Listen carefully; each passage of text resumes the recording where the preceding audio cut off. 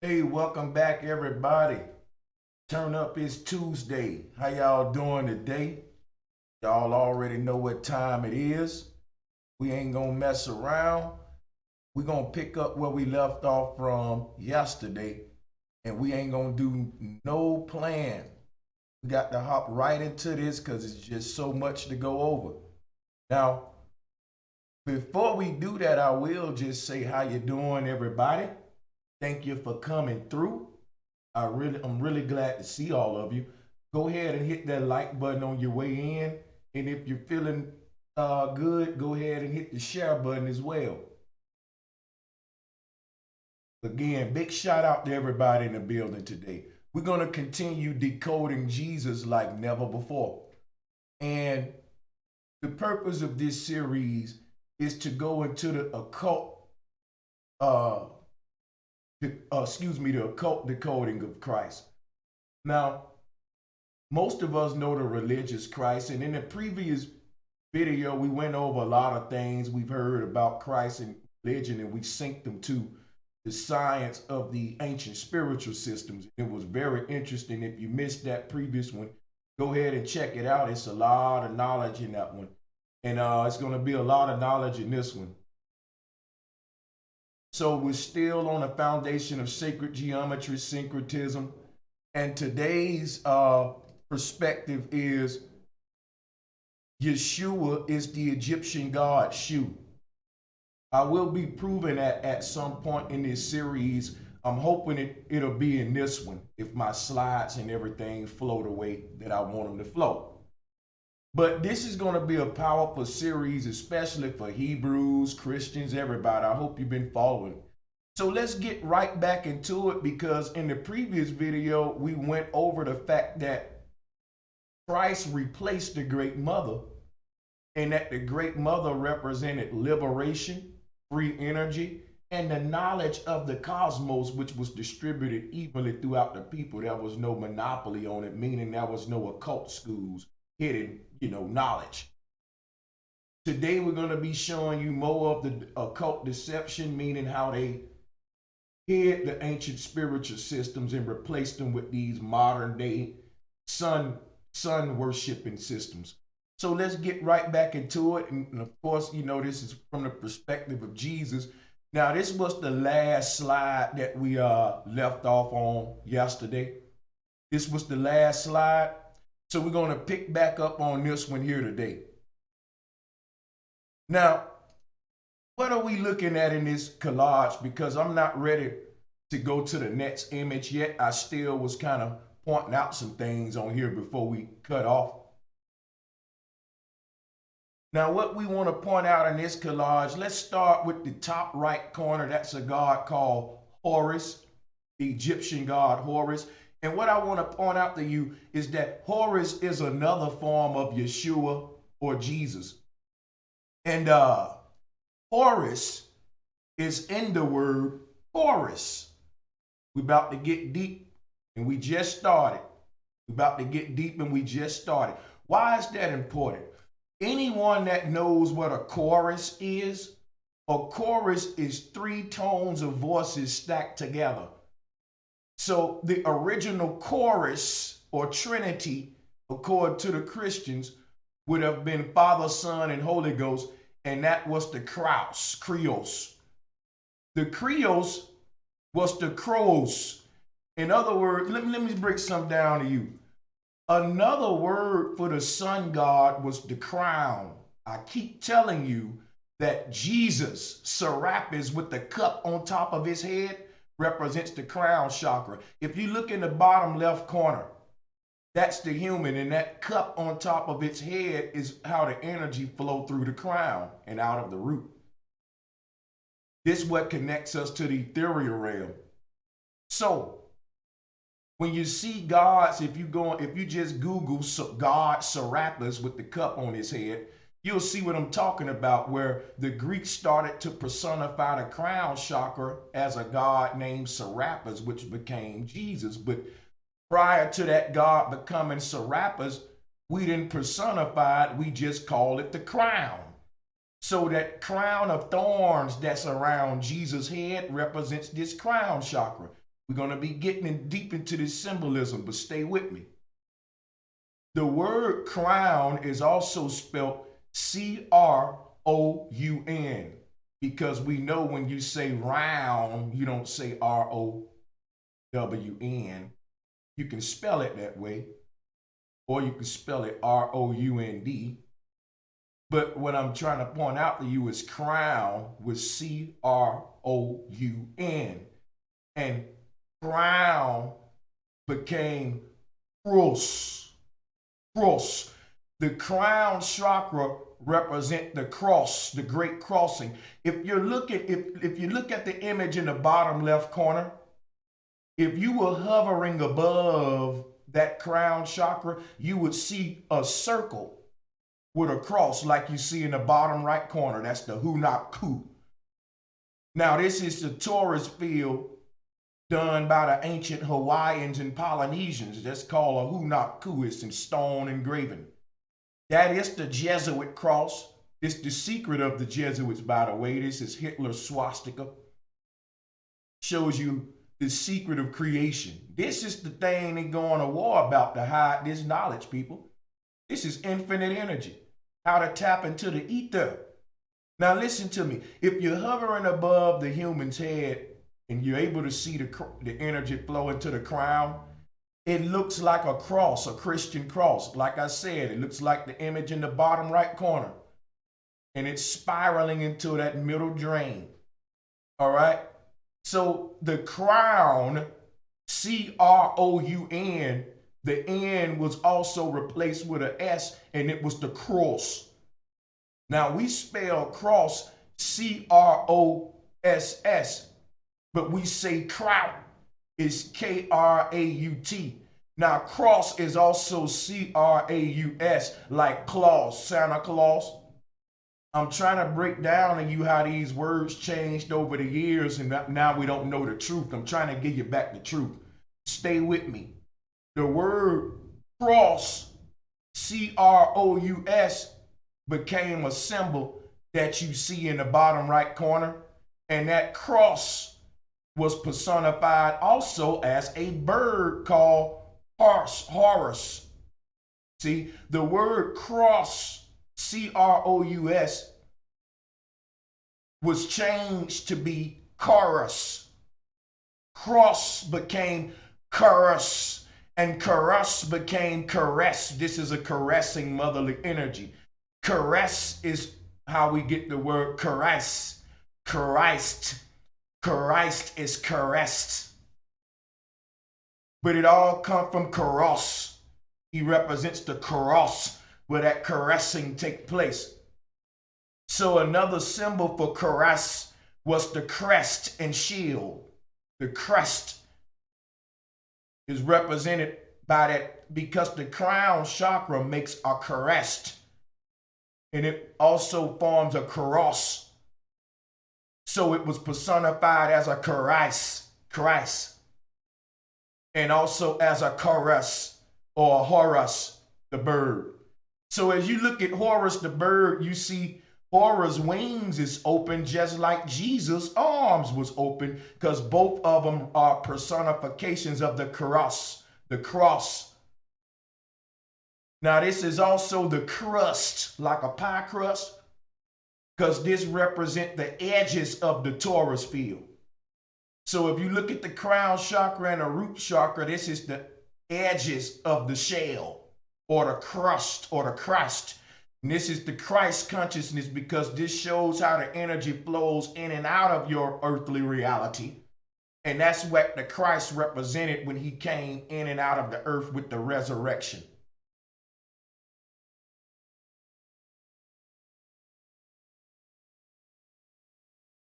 So let me go over some more word etymology as we break down this cosmic Christ, so you can see how the language play a part. The words crisscross, and I'm not talking about the rap group, even though I will be decoding them and a lot of more esoteric symbolism in hip hop in the future. But when you say crisscross, you're speaking a language now. When you say zigzag, zigala, It's the same thing of saying crisscross. And when you say crisscross, you're saying the cross of Christ. Christ's cross.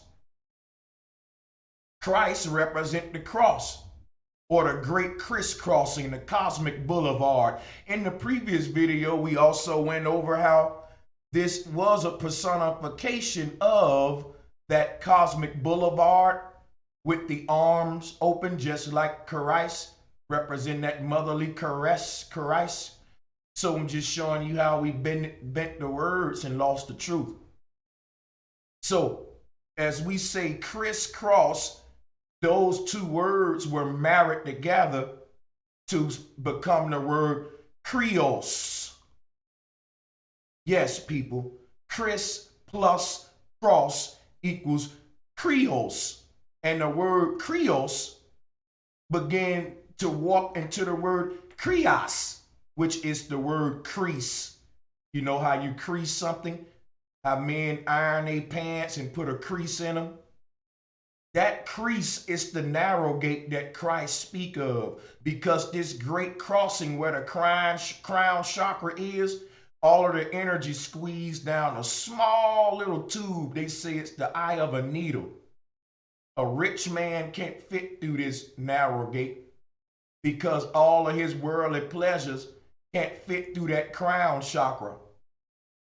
Meaning if your pleasures come from the physical world, then you have no pleasures in manifesting your own God will. You can only be a consumer at that point if you're just happy with buying things. Your bag of physical goods don't mean nothing when you're trying to transition the soul into the ethereal realms and receive the gifts of nature. Meaning, you can't be a person that's lusting for Rolls Royces and Benzes every day and a spiritual guru that's lusting to get control over your macabre and astral project and unlock the secrets of nature, because that energy that you would use to do one can't be used at the same time to do them both. This is why the Bible say you can't serve two masters. You either gonna receive the gifts of the spirit or the gifts of the flesh. Don't mean you're gonna be broke and a guru. What it means is you're gonna be balanced. You might not be a billionaire, but you'll be, a well-off person that ain't hurting for no money, but you'll have perfect peace within because you didn't do nothing to compromise, like all of the people who was trying to seek the gifts of the world and join these secret societies and all of that, falling right into the trap of hiding this knowledge that keeps you away from your Christ consciousness. Because now you become part of some cult that indoctrinates you and leads you further down their rabbit hole of deception, away from yourself, and you belong to them. All right, so when you take that oath, that's a contract. Now listen, I say that because this knowledge I'm giving you has always been battles fought over it, and still being carried out now in the form of religious wars. But the people fighting the religious wars don't understand that the power has nothing to do with them fairy tale gods that they dying about, but that the people who got them as pawns killing themselves really know the knowledge behind these gods, and that these gods represent how to rule over the masses and generate free energy by tapping into the ethereal sea. This is how they built nations and created a peasant system. And the other people that's going to war killing each other literally believe in the gods. And now we're going to talk about a lot of the miracles that were performed by these gods and show you why these miracles were even written in the Bible. But first, we got to make it past this collage and get some of this etymology, because like I was saying, when you say the word crisscross, it becomes the word krios, which became the word crease. That's important because the root word C-R-E-A is the root word of create, creator, creation, crease. Do you know that a crease is a ripple? And everything in nature is a ripple effect. So studying a ripple effect also shows the human how to manifest the will of the mind into the physical reality. And when you're not doing that, you'll be manifesting somebody else's will by default. That's what we got going on. So understand, no one knows how to create and no one knows how to have an original thought, because if you're a Christian, you replace your unique mind that the Most High gave you for the mind of Christ Jesus. And your Bible say that. Said, let this mind be in me. Let this mind be in you that is in Christ Jesus.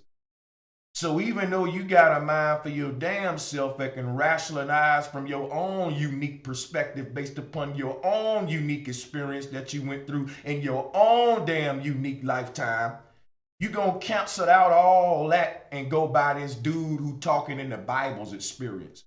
You a grown ass adult who done been through some things, got all his experience, but you will fucking cancel out all of your experience and open up a goddamn Bible and listen to a medieval motherfucker tell you how to live in today's world.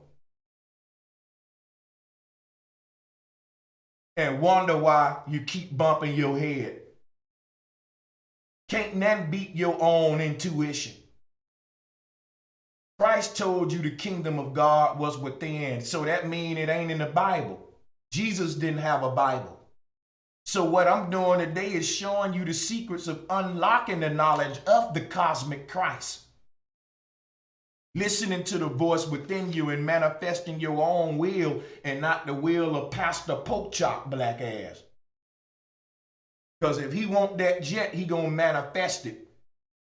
$60 million Creflo raised, and he still ain't unlocked the cosmic Christ energy yet. Shame on you Negroes.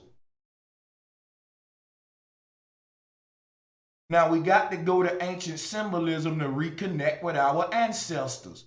Until we do that, you're going to be reconnecting with some damn charlatan who only interested in what he can get up out of you, using it for your own ignorance. Much love to my brother Stick Built. Appreciate the donation, fam. Appreciate that, my brother. So check this image out, right? Because we ain't ready to move on yet. We got a lot more to learn in this. Now, what you're looking at is a creasing of energy. So this torus field is a ripple, or we call it a crease. It'll be a bump in the road. That's how you got to look at it, because all that exists is the ethereal sea, and disturbances or rips in the ethereal sea are what we call life. Because a rip is a drip. Remember that. The word rip is in a word drip, because a drip of the water is ripped from the whole sea of water. If I splash some water on you from out the sink, it's like I toss. If I tear a piece of paper off or rip a piece of paper off, you drip some water. You took some pieces of the water out of the hole. They're rips or drips. That's important because life can be explained by observing a ripple effect. Every human is a piece of the Creator. And by combining all of our minds collectively, we manifest the all. So this is the power in numbers. If every human is a piece of the puzzle, we won't see the whole picture till we all come together in whatever areas and things we is. And that's what was happening on a collective level around the earth when the ancients was living. That's why we see all these temples and pyramids, and on every continent they was building the same stuff, because all of them was on the same page trying to basically resurrect Creator on earth. And we can do that when basically every world nation combined with the same mission, which is to understand creation. That's the whole purpose of man. So science is man's true religion, but scientism is what plagues the world today. This is why we're not reconnecting with nature. We're reconnecting with theoretical mumbo jumbo that makes no sense, and it disconnects us from nature, in fact.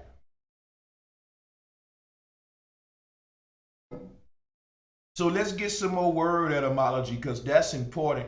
When you say crease, they also replaced the C with the G and it became grease. Now the G at the middle of the Masonic square and compass represents Jesus, which is the grease. In other words, Jesus is personifying the ether, and the ethereal realm exists between every physical realm.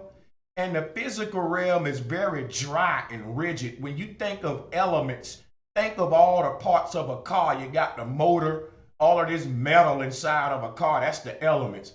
Now, you need a grease in between all of that metal to keep that thing lubed up and lubricated and also glued together. So not only does the grease eases the tension like they tell you Christ do, but the grease keeps all the parts held together. And all of the grease lubes and become its own mind. It morphs itself to the movement of the metals movement to get it all of those hard to reach places. And the grease fills all of those empty places where the metal would rub against itself. And without that grease, the car couldn't run, or the oil. See, this is why Christ have holy oil, because Christ represents the ether, which is a magnetic lubing in between physical realms. Physical realms are made of the elements which are in motion. And if all of these physical realms didn't have an ethereal realm in between them, all of physical planes in the multiverse would collide with each other. And that'll be disastrous. So without the oil in the car, all of the metal will lock up because it'll be rubbing so hard against each other. It'll get so hot, it'll turn red and just burn up and the motor will lock up. You look under there, your motor just black. Because when then in between the physical metal to lube it up. And that's what Christ represents, the grease in between the worlds to capture the soul. It's like a resting place. In my Father's kingdom there are many mansions, but the root word of dimension is mention or mansion. Now when you speak, you mention things. So heaven is just all in your speech, in your thoughts, because the first language starts in the mind. It's the silent one, it's the voice within. He's the one manifesting your reality. If he longs to be in heaven, that's where you'll teleport to in the next jump or the next lifetime. But this is like a lily pad theory, because if you understand how they personified this in the form of the moon goddesses, they set upon the moon crest. Because the stars are the stars and the luminaries is what bounce the conscious light up to the Polaris. Like ping pong. If you think of how all the lights wrap around a Christmas tree to lead up to the top, to that star at the top, that's how the soul is bounced through the luminaries to make it back to the source. And as you pass through each luminary, the energy is calibrated and filtered. And by the time you make it to the source, you become pure etheric energy. In other words, all the stars and different things in the sky are gateways that the soul passed through, like the lion jumped through the fiery hoop. They show you the lion jumping through the hoop. That's how the soul ping pong through the stars to make it up to that one, the highest one, Polaris. It's a huge Christmas tree, and we'll be showing you that in a minute. Matter of fact, I can show you that now. Actually, I thought I could, but I don't have it queued up. We'll get to it. I don't want to mess up the slideshow. Hold on a second. I'm already messing up. As you can see, we got a lot to go over, so stay with me. So I'm showing you what the cosmic Christ thing is all about. Now check this out. As the soul passed through the luminaries on its journey back to the source, Each one takes something from the soul. The soul is just a light body, and it's very colorful, made of all the colors of the rainbow, even the ones you can't see. And as this light body travels up to the source, passing through each of the seven heavens and the seven luminaries and all of the star systems back to the source. Each time you pass through a luminary or a star system, it takes some of your light, a piece of you stays with it. It's like a net system, a filtering system. You can't go back and show up in the presence of the source with clothes on. In other words, before you can get in the presence of the Most High, you got to be stripped down to pure etheric energy. Because where the Most High reside at, there are no elements. The only thing there is the etheric energy that gave birth to the physical realms. So as you stand in the presence of the source or the Most High, you don't stand there composed of the physical elements, neither do you stand there composed of most of the spectrums of light that compose the Merkaba, because most of that stripped away through the filters. By the time you make it to the source, the only thing that you're going to exist as the pure essence or seed of what you was. And the Most High will take that and plant and replant that into another experience. It's only thing, all of what's needed to transmit what you are is in that pure ethereal version of yourself. It's the condensed version. It's like putting a whole bunch of information on a little bitty small little stick drive. But this little stick drive that may be on your keychain can fit enough information to hold everybody in the world's information, credit card information. You'll be like, damn, that's a very dense little hard drive you got there. You know, because I got a hard drive the size of a desk and it can only hold this, you know, enough information for my family.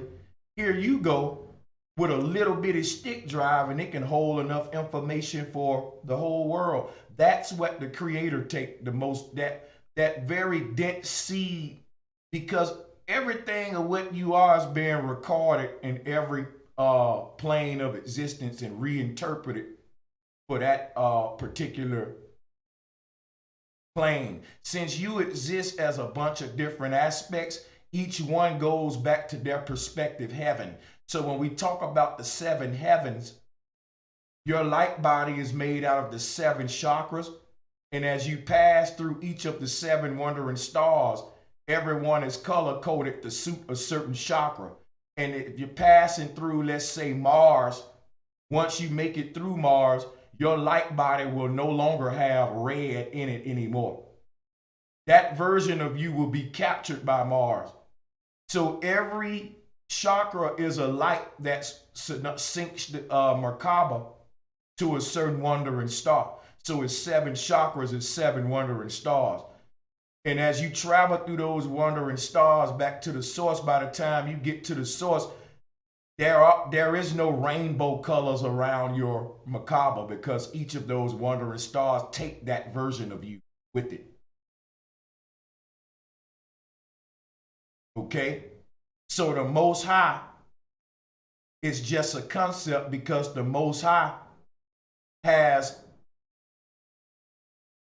pretty much each chakra has its own Most High and its own threshold before it's filtered on your journey up the magic mountain.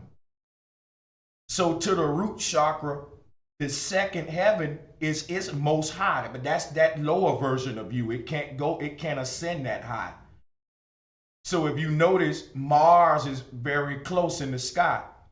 When we die, we travel through those planets first, Mars and all of that, but it's not physical planets. It's lenses. It's like little openings. The Taurus field is made out of all the colors of the rainbow, and each one of them is a different light code of consciousness. So when we talk about pure white light that the sun is creating, that pure white sunlight is the last color of the rainbow. That's the world we live in. They don't talk about that color. The color at the very bottom of all those colors. Let me see if I can pull up this rainbow image. I'll do that for you. That clear color that's at the very bottom of all the colors, that's pure light. Because every color together creates white light. But that's when you're dealing with light. When you're dealing with physical matter, every color together create darkness. But this is the yin and the yang, because darkness is light condensed. It depends on how you're looking at it. So in other words, it's called space and counter space. And light can't be transmitted without darkness. So if you think of electrical tape, why is electrical tape dark black and leathery? See, it's mimicking the ether. And you can actually have a cut in an electrical cord and put some of that electrical tape around it, and that electricity, that light will still be able to transmit. But if you put some clear tape on there, it ain't gonna do it.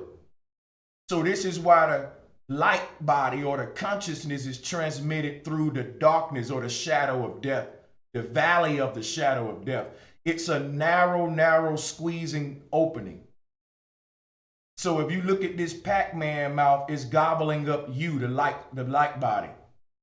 You're going up a Christmas tree. The mouth of the Pac-Man creature is actually the stairway to heaven. It's a mountain. It's the Christmas tree. So don't be scared. We all gonna go into that mouth. This is why Jonah went into the mouth of the whale. But he came back out alive, right? So don't be scared. The word Jonah just means join the all. When you say join all, it became join all in Jonah. All right? Join or join is the root word of joint, join. And that's what this pole represents. The ethereal stairway where our world is connected or joined with other worlds. So it's a joint. And it's a place of great joy because we join the Most High, and it's a joyful thing. So this union, you can see why we have these words like joy, join, we join the Most High, and joy. Jonah joined the Most High because the whale in the ethereal sea is none other than, wait for it, the mouth that Jonah was in is here. So the earth is a huge torus field, and upon death, our energy rejoins the source and it exits, and we're outside of that torus field, selling on top of this ethereal sea. And we're selling in our little light body, which is shaped just like the earth's. So like I told you, this is a raft. We use them all the time. If you ever go whitewater rafting, it's fun, man. And you're in a Cheerio. And think about what you're saying, a cheery. Oh, the word cheer, remember, is related to Christ as well. The word cheer is also related to joy because it's about joining, reuniting with the source, which is a joyful thing. So, you know, the ancestors knew this. Now check this out. When you say Jonah, it's because you're combining the words join with the words ah. Ah is the sound that this thing makes. See? And every time you get an aha moment, It means you're raising your Christ consciousness. You say, aha, because the light bulb above your head is really the crown chakra. And every time you feed the knowledge of the ether into that, you expand your macabre. It gets bigger. That means it's like a balloon with more air in it. It can go higher than a balloon with less air. So the people that's joining me, remember what we're doing. We're fueling up our souls for the journey. We're preparing to lead this motherfucker. We don't want to come back. We know it's something better. So here's the thing. Let's talk about Jonah in the mouth of the whale. Because if you put your ear to that opening, if I was to put your ear up to that hole where that energy being sucked in, it'll sound like ah, like how you put a seashell up to your ear at the beach. That's called a chorus. That's called a chorus in musician. In music, that's called a chorus. That sound is a static sound. That's a blend of wind rushing through four corners or a vortex. And since the wind creates a different tone in every corner, when they combine, it just is, it sounds like ah, because all the energy is flowing into this thing from the four corners around it. A circle is divided into four corners, 90 degrees, make the 360. And they pour into a center point and it makes a vortex and it sounds like, ah, that's why when you hear heaven gates open, they play the, ah, you can hear the choir because the word choir is the word choirus. This is the word Christ. That's why I was doing the etymology for y'all earlier. Remember that the word crown is C-R-O-U-N, and that became the word chorus because the crown chakra sounds like a chorus. The energy of the crown chakra is so subtle. When you're able to put your ear, when you're able to hear that crown chakra, it sounds like mighty rushing winds, like the Bible say. The Bible said he spoke with a voice of mighty rushing wind. That's because the etheric winds rush into the Christ chakra or the crown chakra. And it sounds like he's speaking with the voice of mighty winds. Or ah, when the Bible opened in the movie, they say ah, and the light is coming up out of it. Because this is really the Bible what you're looking at. This is the book of life. It opens and closes to allow the soul enter and exit to the earthly planes. This is your vehicle to travel the cosmos. So this is the Christ ship. All right. And Jonah was another version of telling this story of the soul reconnecting with the source by entering the mouth of the whale. That fish in the middle of this symbol is the whale's mouth that Jonah entered. And he came back out the other side down at the bottom. That's, hey, it wasn't a whale that's trying to eat you. It's a metaphysical whale. The ancestors spoke a poetic language, people. They spoke a parabolic language like what Jesus spoke, where they used symbolism to describe ethereal science. So we live inside of this Taurus field right now. But when we exit the earth upon death, we go up in the ground out the bottom and we circle back around. And the purpose is to have enough energy to escape the suction at the top to where you can bounce around the side and go up and escape the pull of this world to another one above it. If you don't fuel your macabre with enough truth, which is the gas for the soul, you don't have enough energy when you leave this physical body to break the pull of this realm In other words, the universe got a built-in system to where it feel like if you didn't learn everything here, it'll suck you back in. The people that learn everything they need to learn, the universe know it because on an ethereal level, it can see our macabres getting bigger. The people that's here filling their spirit up with truth, you're literally filling it up. And the more you fill it up, it get bigger and bigger. This is why they said Santa Claus carried a sack full of gifts, and he had a lot of gifts that was filled up. You're the Santa Claus carrying the sack. The sack around you is the macabre around you. And you can fill it up with so many truths and information and gifts, ethereal science, that it will get bigger and bigger and bigger. And when you leave this earth, meaning when your body disappears from the middle of that macabre, your consciousness will shift into this macabre.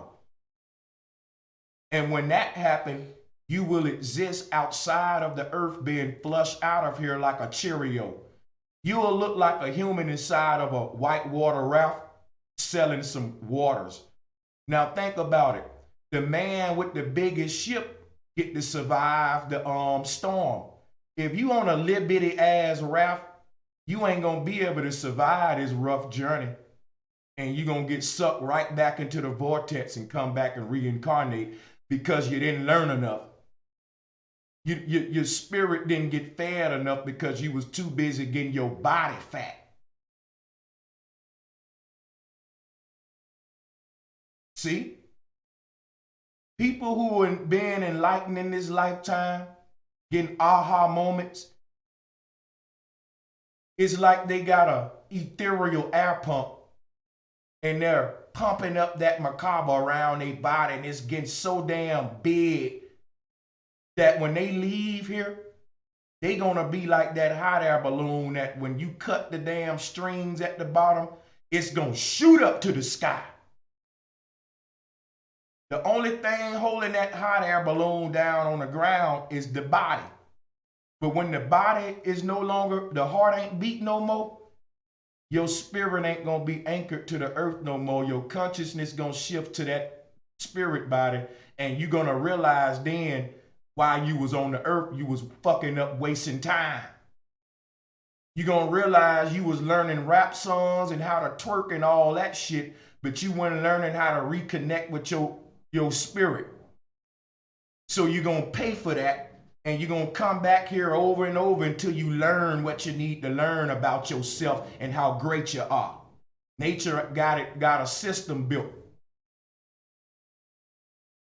See, the earth we live in is made just like this thing right here, just like your spirit body made. And the winds, the barriers of this realm, you can break the pull of this realm by increasing your ethereal awareness, vibrational energy, aha moments, enlightenment. That is fuel for the soul. The soul don't eat apples and oranges. It eat truth. That's food and fuel for the soul. If you come to this earth and you don't get enough of it, you will not be able to escape the pull of this plane of existence, because the barriers of this place is based upon your level of consciousness. Once you outgrow and start thinking outside of the box and know that there's planes beyond this one, this plane can no longer hold you. It gotta let you go. Because what happens when you start understanding that type of knowledge about the worlds beyond this world, you raise your vibration, and the spirit now knows something it didn't know. Some people, all they know is this world, so this is all they'll come back to until they find out that it's something greater. In other words, a computer can't load up the Bahamas if I don't download the Bahamas. Meaning, you can't come over my house and open up a picture of a Bahamas on my hard drive if I didn't save a picture of the Bahamas on my hard drive. So in other words, while you in this human body, you're here to expand your consciousness, meaning to push the limits of your understanding of reality. And if you don't do that and you're only trapped to these limits of understanding, your soul can't perceive of anything beyond this place. So it won't be able to load a better experience.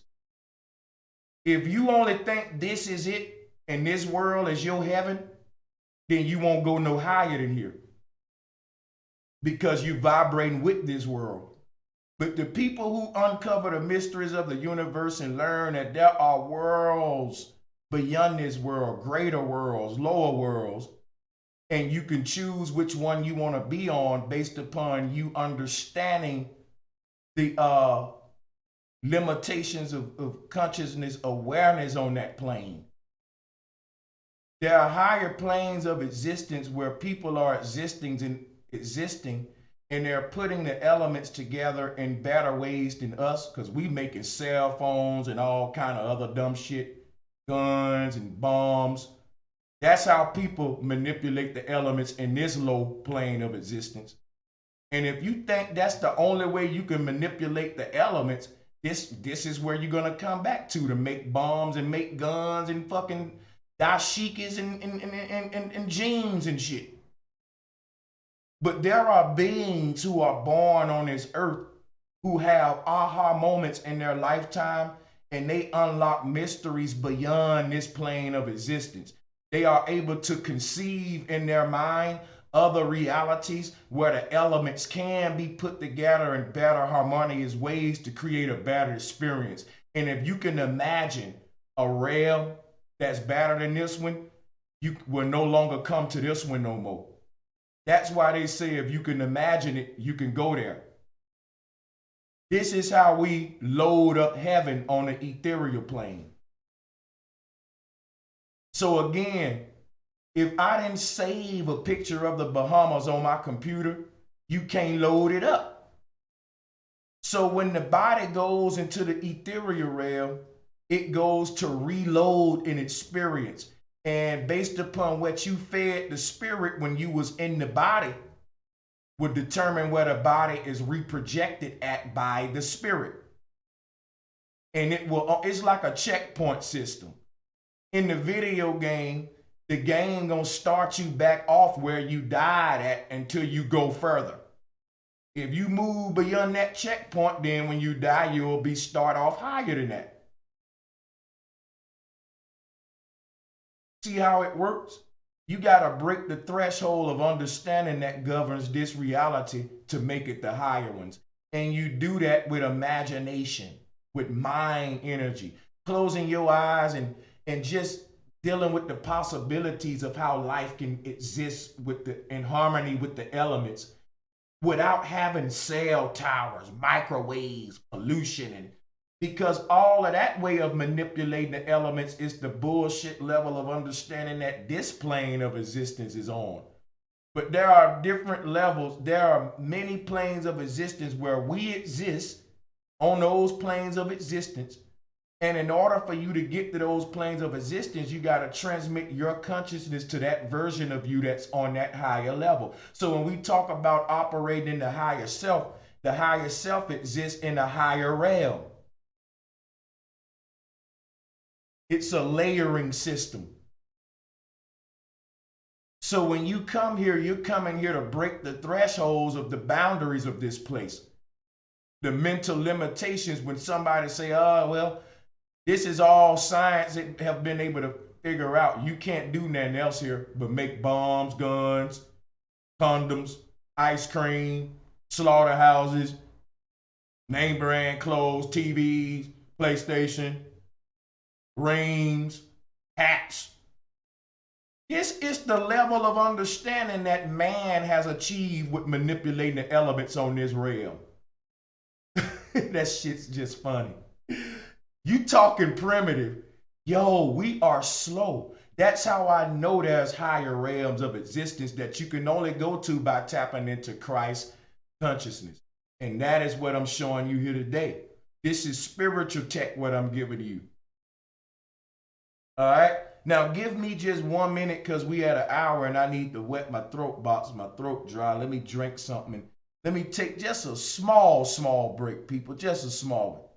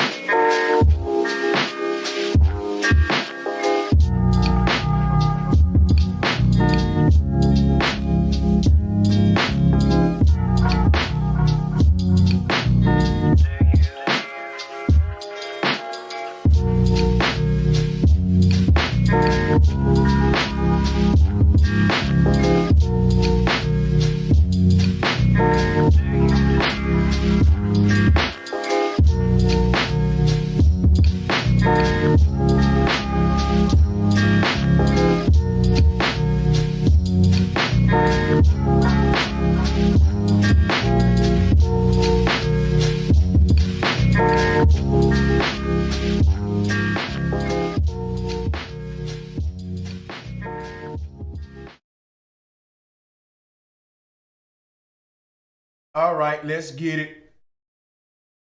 Let's get it. Uh, Somebody said you don't need Christ consciousness to visit higher realms. They still don't get it, y'all. They still thinking of this white dude walking on water when I'm telling them Christ consciousness is just crown consciousness. Question: how can you use the crown chakra if you're not aware that it even exists? Christ awareness or crown awareness is you realizing, hey, I have a crown chakra and I can actually transmit my consciousness through this crown chakra or this Christ consciousness, this cross consciousness. Stay with me, my brothers. Get this dude out your mind, yo.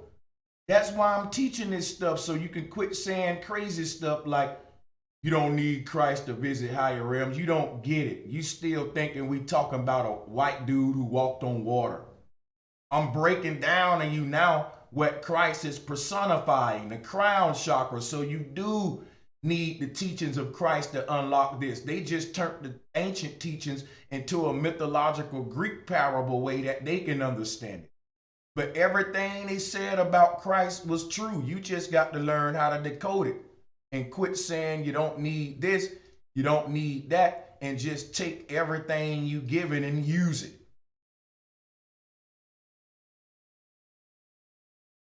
So when they talk about, yeah, but I ain't gonna entertain the chat room either.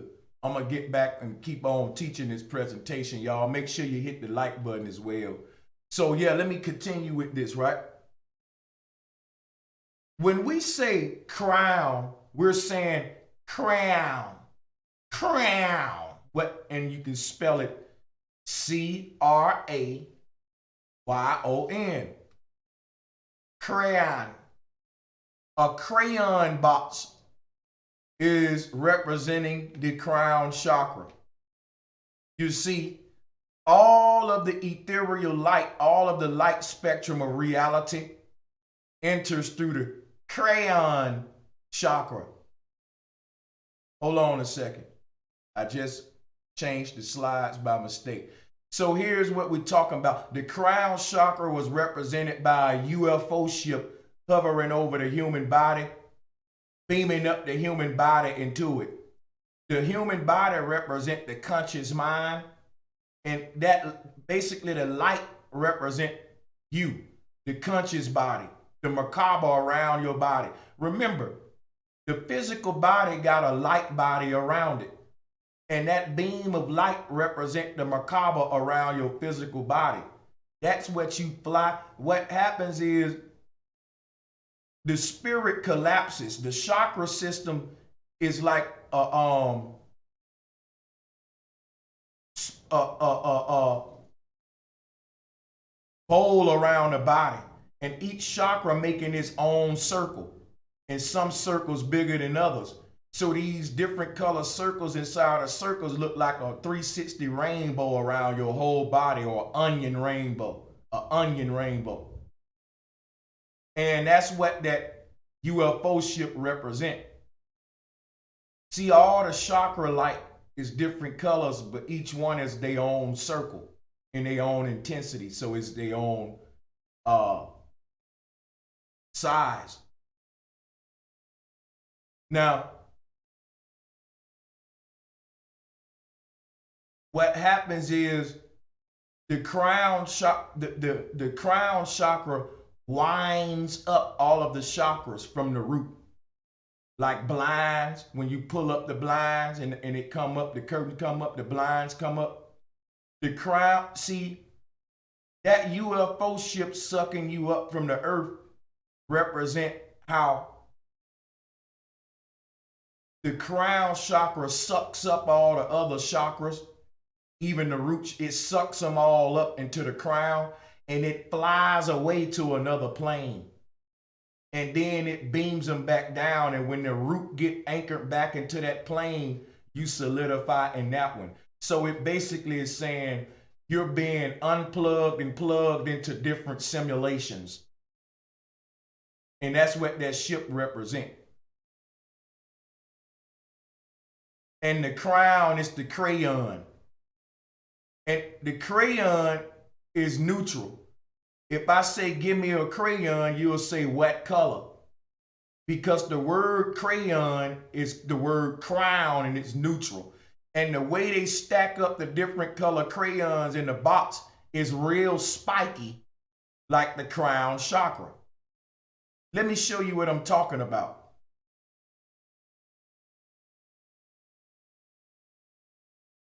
Hold on.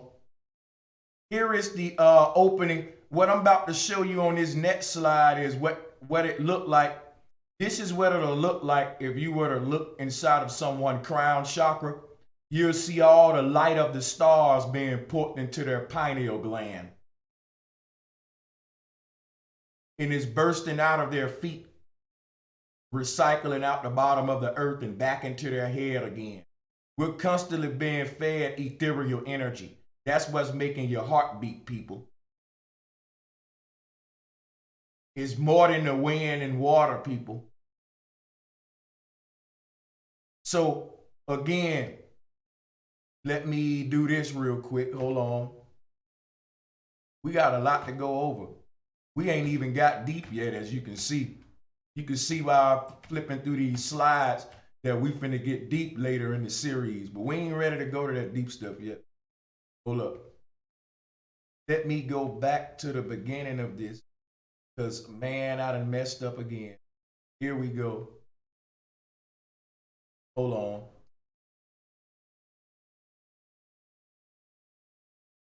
All right, here we go. This is where we was. This is where we are in the slides. We got to crawl before we walk. So if you look at the image on the left, that's showing you a magnetic energy field. In other words, that's how it will look if you was walking inside of a donut. You will see these two little holes around a pole. This is space and counter space. You know what a donut looked like from the outside. But what about the inside? Can you imagine what it would be like walking around in a donut? That's what we are in the earth. We're in a huge torus field, and surrounding your body is a huge torus field. And the torus field surrounding your body is connected to the torus field, what we call the earth. So what we're saying is here, that connection allows you to transmit your consciousness to other planes that are parallel to this experience. Now, all that exists is different variations of this simulation. So it's the same and different. That's the paradox of reality. Now, what I want to get you to start realizing is that if you were hovering above that human's head, looking at all of the different color light being put into the crown, it will look like this.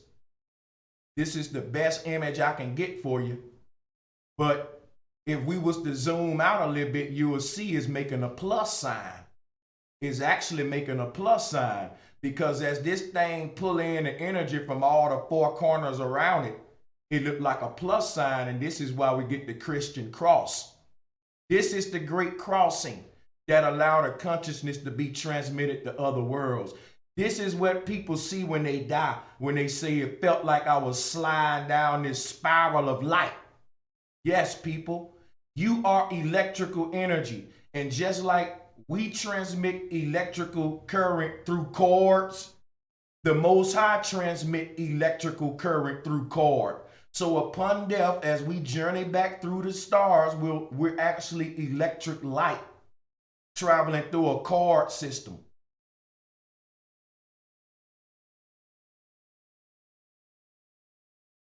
This is how information is passed in a computer, through tubes, through wires.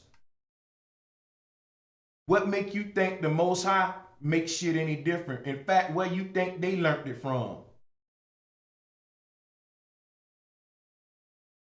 Now,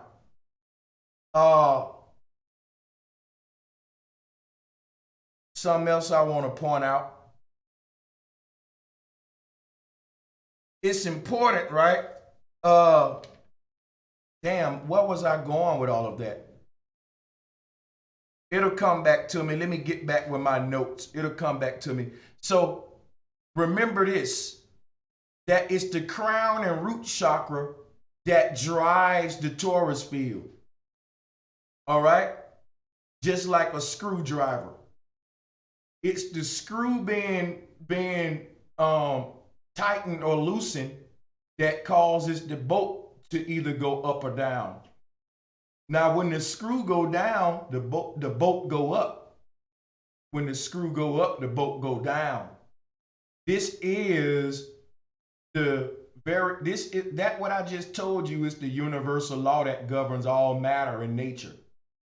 Meaning, if you go inside of a room and slam a book on the floor, when the book go down, dust will come up. You get it now?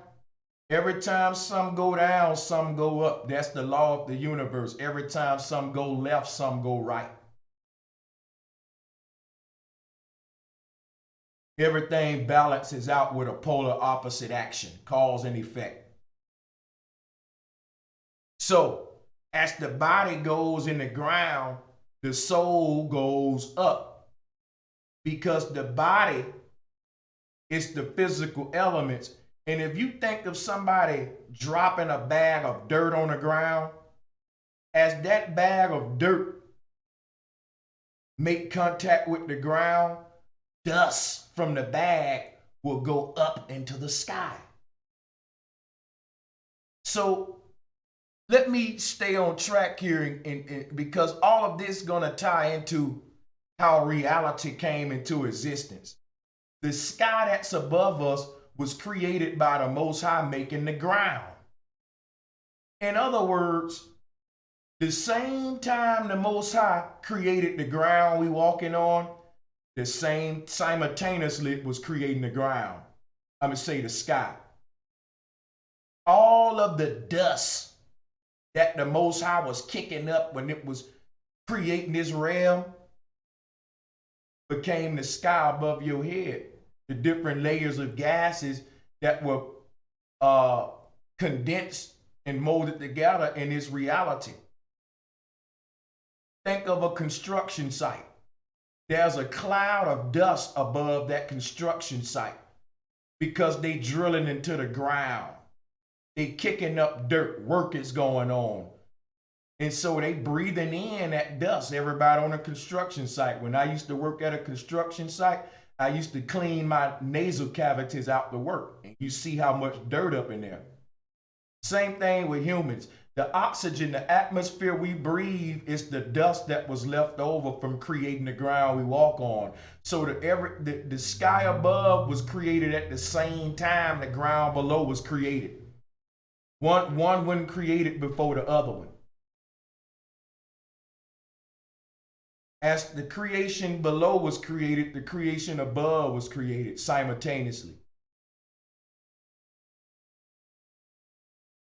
So, as the ground started to be stirred up in the form of the Creator stirring up the dense ocean water, the dust that was kicked up above the creation in the form of the gaseous layers that make up the atmosphere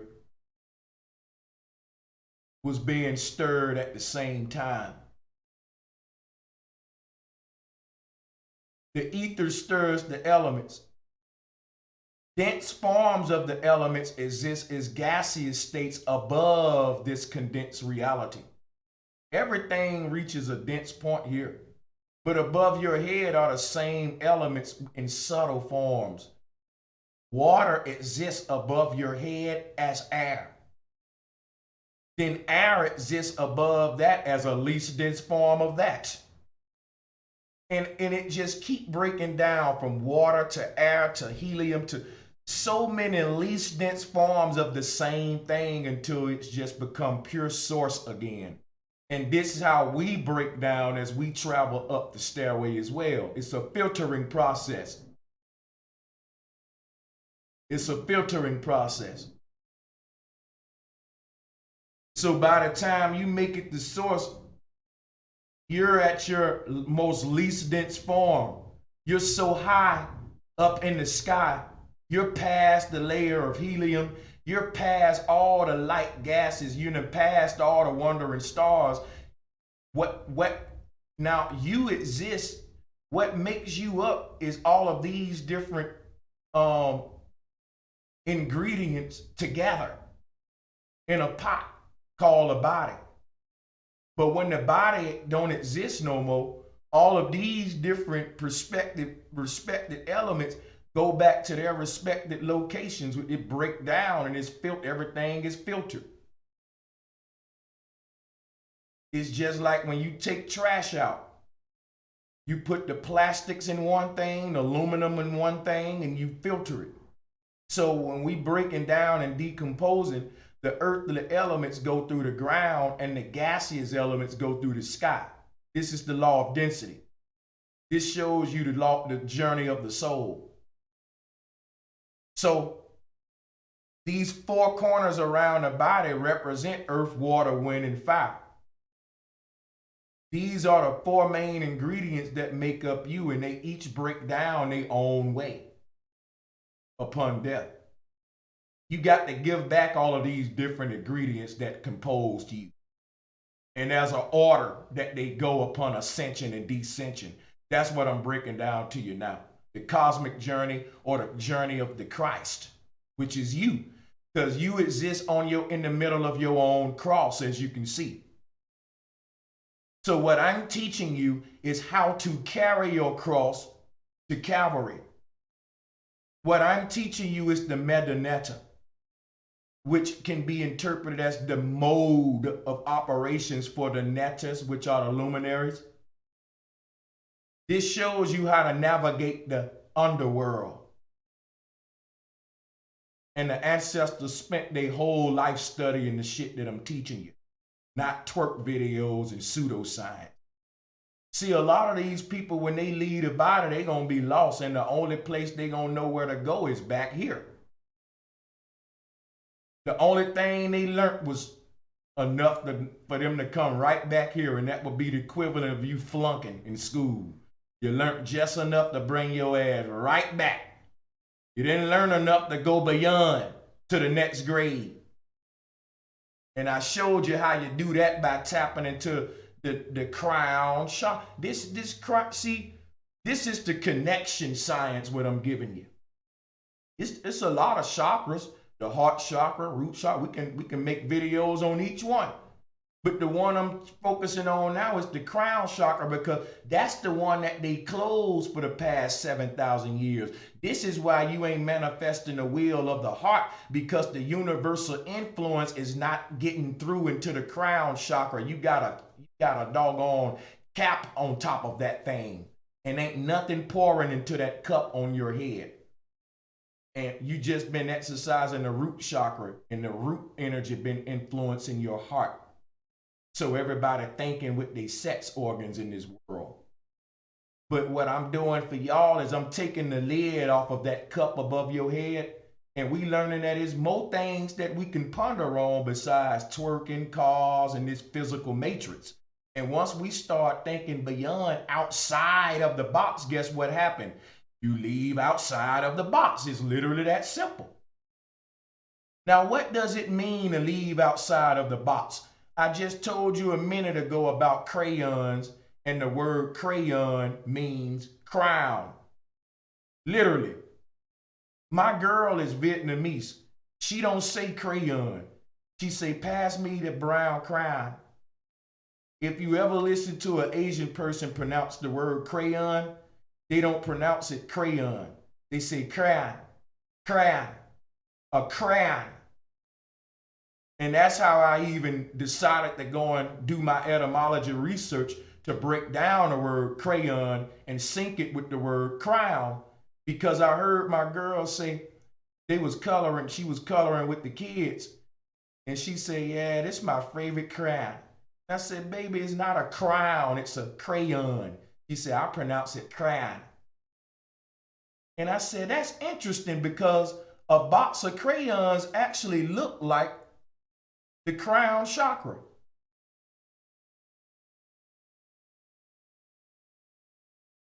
That's very interesting. Like, the crown chakra is what? A crown of thorns, and each of the thorns are different colors. And they're layered a different way to make a pyramid, just like they give us crayons. This is deep stuff. Let me see if I can get a full image here, because I'm messing up my whole slideshow right now. Hold on a second. Try to fix this. Apparently it won't let me fix it, but we about to go in, man. You know what I'm gonna do? I'm gonna open up a new window. I don't like the way that look. Give me a second, guys, because we about to talk about the crown chakra or the crayon chakra. Give me a minute.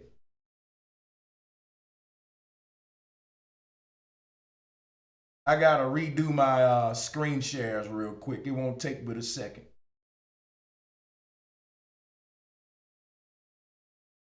There go one. And here's another one.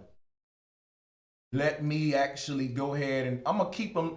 Actually, it'll work better if I keep them side by side, just like that. I think that'll work a lot better. That's what I'm gonna do. All right, everybody, give me a minute to set this up real quick. Thank y'all for y'all patience.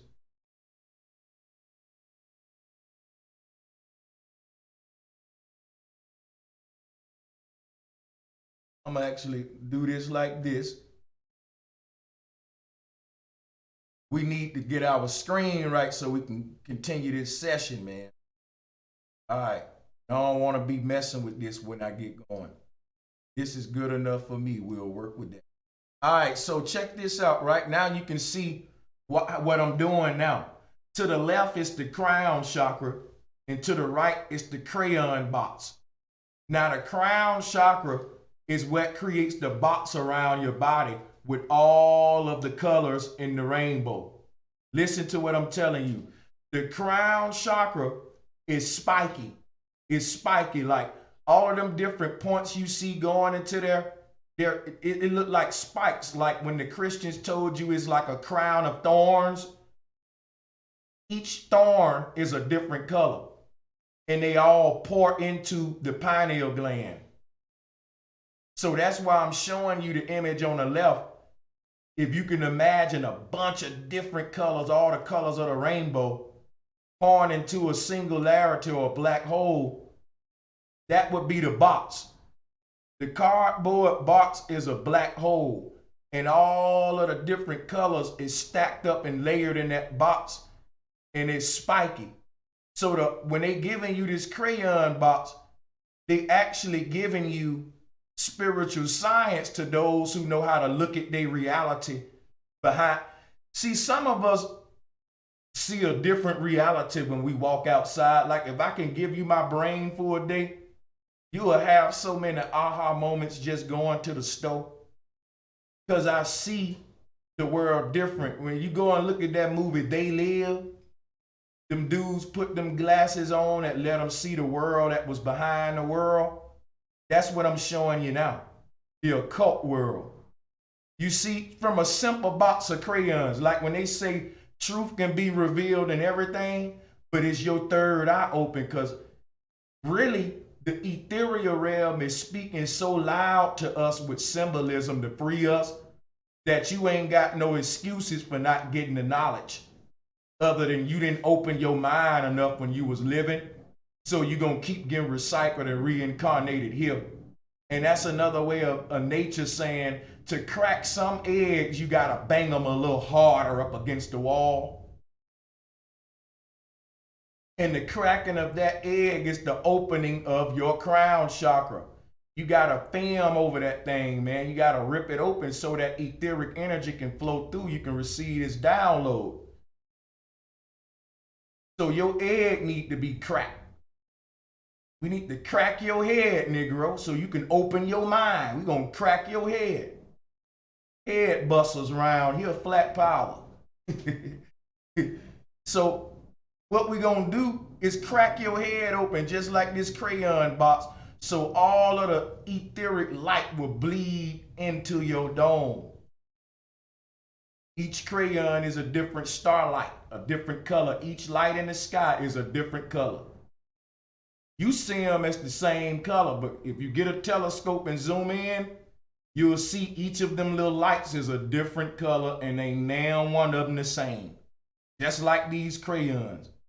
And they all bleed into your pineal gland. Each and every last one of us is sucking in our own influence from the luminaries into our own vortex. We all braiding up the starlight into our own pineal gland. We all pulling in that information to our own part. At least I hope we all are. Most of the world ain't, because like I said, they crown chakra closed, so that energy being blocked. Okay. So that would be like this crayon box with the shit closed.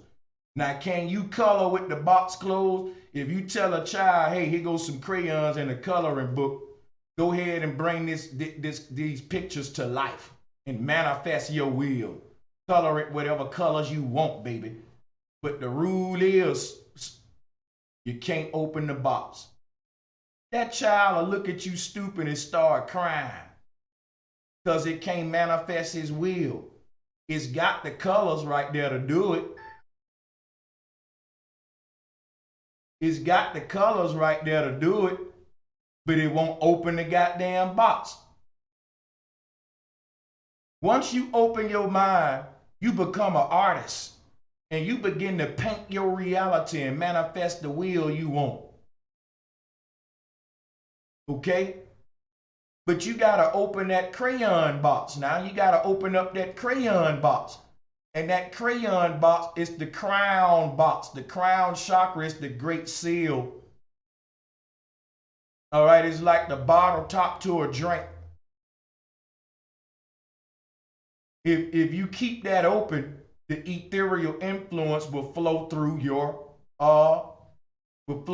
being and constantly renew your energy with the influence of the luminaries. But by closing that, you become stagnant in your thoughts to the point where you don't know how to create. You just become a consumer. You don't even have a joy to have creativity or manifest original ideas because you've closed your crown and you're now ruled over by other people's ideas. You're a slave, a consumer. Every human is an inventor. If you look at Men in Black, the first Men in Black, when they walked into Men in Black headquarters, they had all of these little weird creatures in there, And each creature was making their own technology. Did y'all peep that? Once every human is taught this knowledge, every one of us will invent something that no one else on earth can invent, because we all unique. And it'll be so many products on the market that it won't be no need for money. Everybody just will be trading their own inventions that they made, because all of us will be creating so much cool shit that it'll be like walking up in your favorite tech store. We'll just be trading gifts. And guess what's so crazy about it? We do that every year on December 25th, on Jesus' birthday, because they stole this knowledge, y'all. See, when we celebrate Christmas, we exchange gifts that was made by corporations, and as a result, we make them rich. Christmas people commit suicide. But what if every human knew how to build a PlayStation?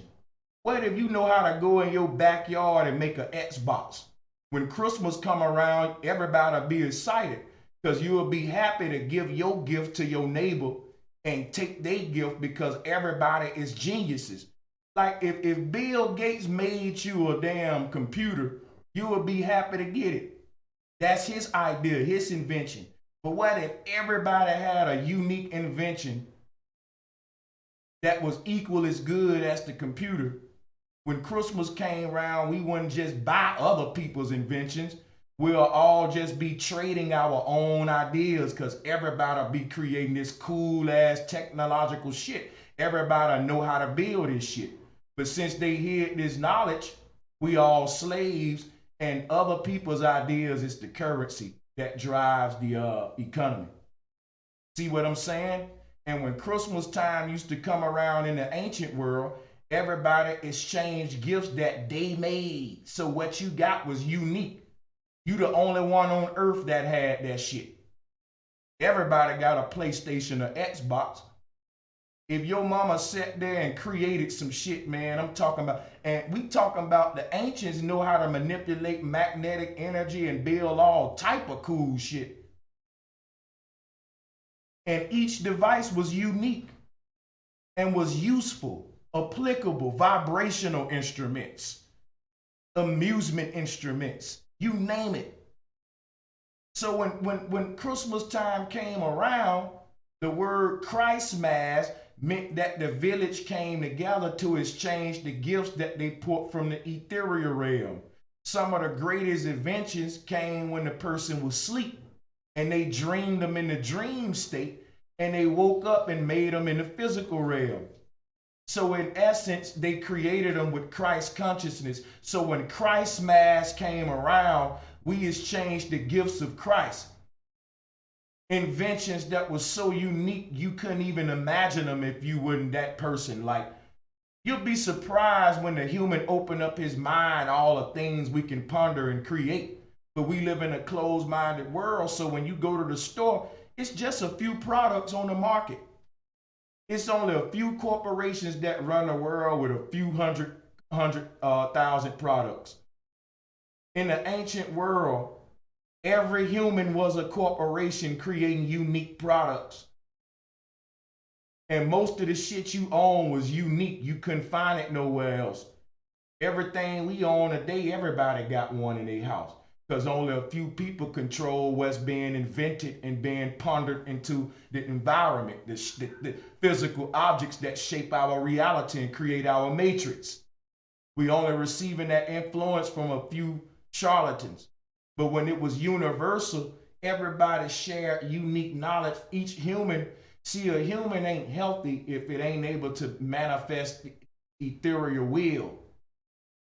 So the aura becomes ill when you close that crown chakra.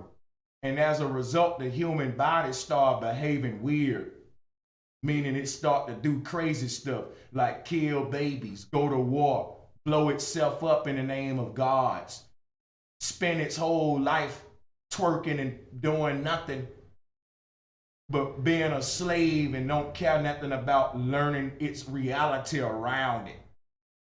Like, that's a weird creature, right? What if you saw a fish behaving like that? Or a monkey? Even animals spend their whole life trying to connect with the environment and preserve their you know, inheritance on this earth, spiritually, mentally, and physically. Everybody but humanity. We try to preserve riches, gold, shoe collections. And when we leave this body, we realize that the most valuable thing we could have ever held on to was our soul and our mind. Because when you lose those, the people who you lost them to literally own your soul and mind. Meaning that the people who govern this plane of existence, if they keep you reincarnating here because you lusting for the things that build this matrix, they own your soul and mind, literally. Because you can't escape to a greater reality, because the only thing you can ponder up is their fucking matrix, their version, their reality. You haven't lived in your whole lifetime, you never sat there and thought to yourself, hey, could there be something better than this shithole reality that they created? There gotta be something greater than this matrix. And yet that imagination is what opens up that portal, that crown. It's the imagination realm that we call an ethereal realm. That's a real place. Thoughts are composed of a very subtle matter called etheric energy. It's the foundation of all matter. So your thoughts can be detected.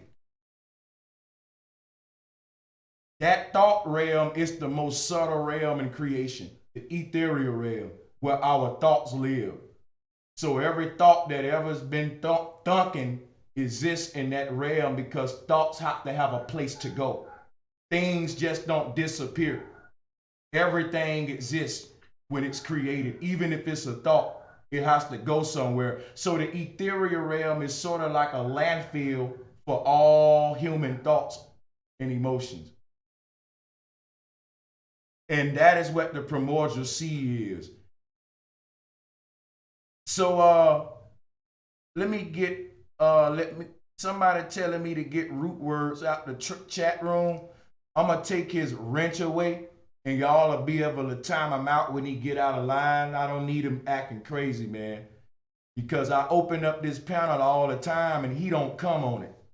But when I go to going in trying to give y'all knowledge, I notice he be trolling my chats. Now, I thought he was cool. I have more respect for him if he came on the open panels and stated his arguments. But just trolling my chat, being disruptive when I have open panels and I welcome challenges and he don't show up, is weird behavior, man. I ain't gonna lie, I agree with y'all. It is weird behavior.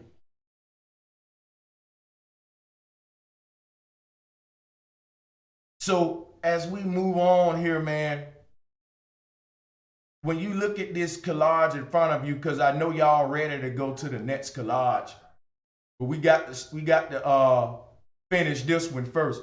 So hold on a minute, let me do something and we'll come back and wrap this up. Well, not wrap it up, but continue. Hold on a second.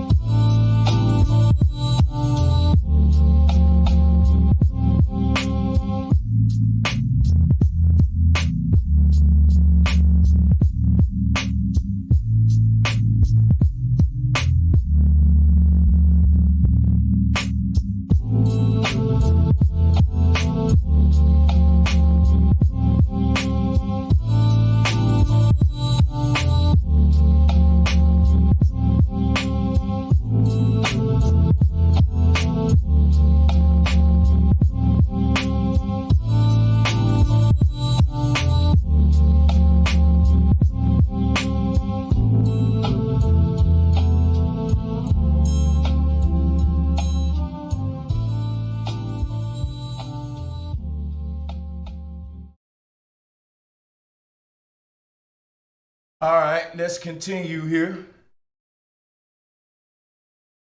So before we move on, because we're about to move on to the next slide, let's go ahead and go over just a few more things here, and we'll do that. So again, so you can understand what I'm telling you, let's go back to the thumbnail. If you look around Jesus' head, that would be the crown of thorns or the halo. Now, that halo is all of the different colors of the light spectrum combining at the crown chakra into white light. All the colors together gonna either give you white or darkness. That's what the yin yang represent. So darkness and light, it's the same thing. When you take a bunch of lines of light and you braid them together, it appears darkness. In other words, when you fill up light to maximum capacity, when light becomes dense, it turns into what we call darkness. So darkness is not the absence of light, it is the compression of light. Please write that down. That'll go down in history when I'm dead. They give Albert Einstein all these props when he was a damn dummy.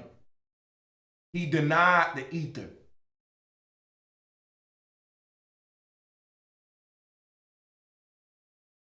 Now I'm going to say that again. Darkness is not the absence of light. It's the compression of it. It's the absorption of light. It's what happens when light is compressed to its most dense form. It becomes black, darkness.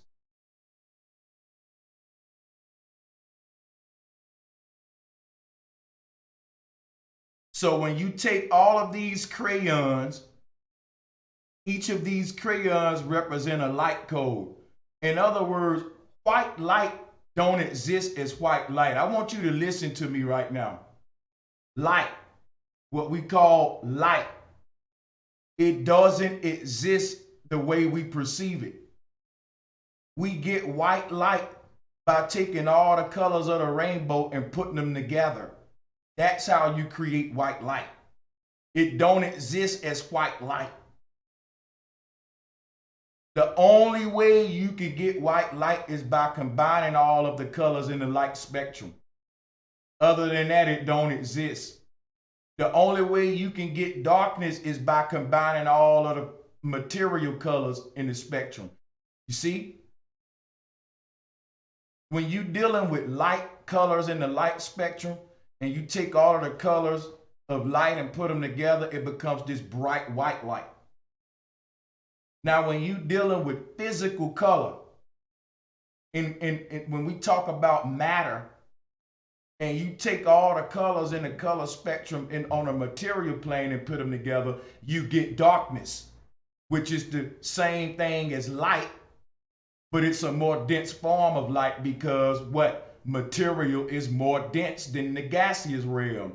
This is very simple stuff, y'all. I mean, it's very simple stuff.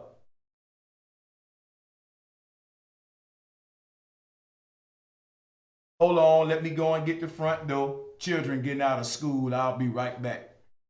Sorry for all of the interruptions.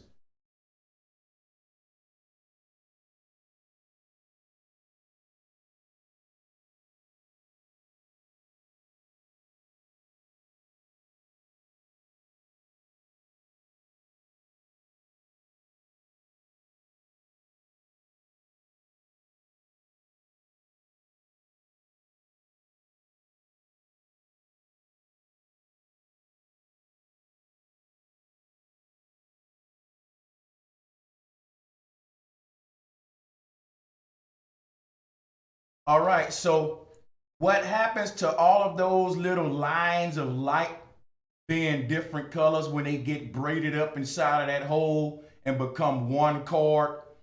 Because I'm trying to teach y'all so much today that I hope you tie it all together, because that's what we do in string theory. The word crayon is the word crown, which is also C-R-O-U-N, and the word crown became the word crowd. See, what Christ represent, let me show you what Christ represent. Christ represent all the light of the luminaries crowding up into the crown chakra. It's a crowd of light or a crown of light. A crowd of light is a crown of light. Now, have you ever been to a football game? Have you ever seen the crowd at a football game? The crowd at a football game looks just like the crayon box. Everything is symbolism, people. They stack the people in the bleachers like colors in the crayon box. This same concept is how all of the dang on light of the luminaries crowds into the crown chakra, or the crown chakra is the crowd chakra.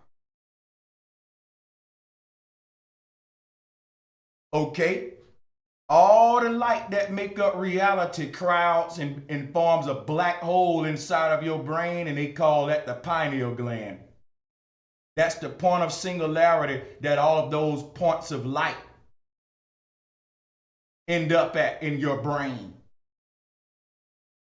In other words, you plugged into the starlight right now, and if they cut that cord, your body will just drop dead. The soul will literally be pulled up out the body. If someone cut all of them little lines that's pouring into your head, but you can't cut them because it's ethereal energy. It's like trying to cut a magnetic energy field. You can't. The magnetic energy field cuts through this reality. That's why you can't cut it, because it's cutting through you. It's permeating through all things. So, what we need to realize about the crown chakra or the Christ chakra is that it's literally the crayon chakra, where all of those colors of light crowds into the box.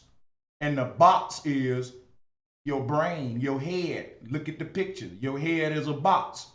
That's the factory that drives the body.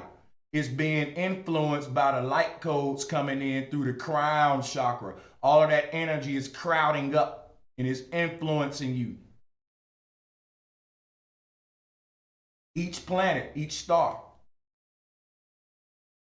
So true astrology, you can't even get into astrology until you get this first. Astrology is pointless until you understand how you connected to the damn stars. How can you be into astrology when you don't even know about your crown chakra and how you even connected?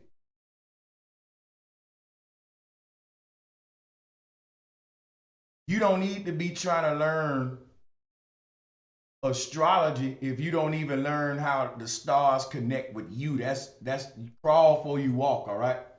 So, the crown chakra, again, I don't want to be redundant. I think I can move to the next slide now.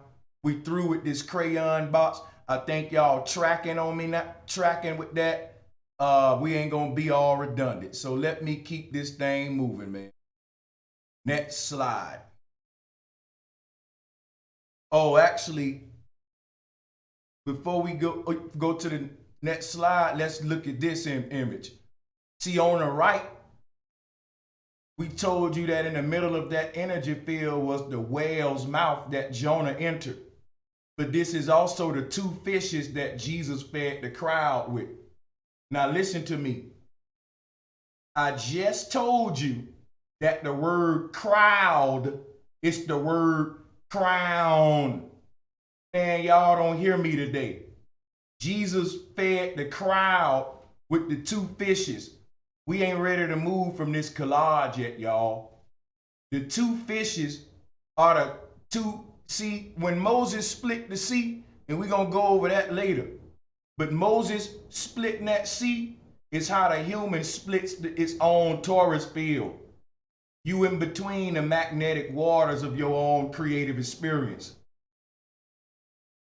See, the word Moses just mean Moses. The sea exists as one thing without Moses, but when Moses come, he make the one sea into two seas. So his name is Moses or Moses. He divided the waters, but this is not liquid water. This is ethereal water that's being divided by you. You are Moses. You're the one creating this divided sea. Because you're the hyperboloid in the middle of your own experience, dividing up the waters. Got the devil on one shoulder, angel on the other one. But when they said Jesus fed the crowd with 2 fishes, it's because the influence from all of the starlight that's creating this basket, all of it is being fed into the crowd or the crown chakra. You can see the 2 fishes in the middle. Those 2 fishes in the middle are what's feeding the energy into the crown. Jesus represents that entire hyperboloid in the middle, from the cup at the top to the bottom. That's why Jesus got a Jesus fish. Remember I told you Jesus is YeSHUa. YeSHUa is the God YeSHUa. And YeSHUa represents a magnetic hyperboloid, and Nut is the magnet. She's the Taurus field wrapped around YeSHUa. This is Egyptian cosmology. You see YeSHUa connecting the earth with the heavens, touching his feet with Geb and his hands with Nut. She represents the ethereal energy field surrounding our plane of existence, Nut. That's why her name is Nut, because she's the magnet.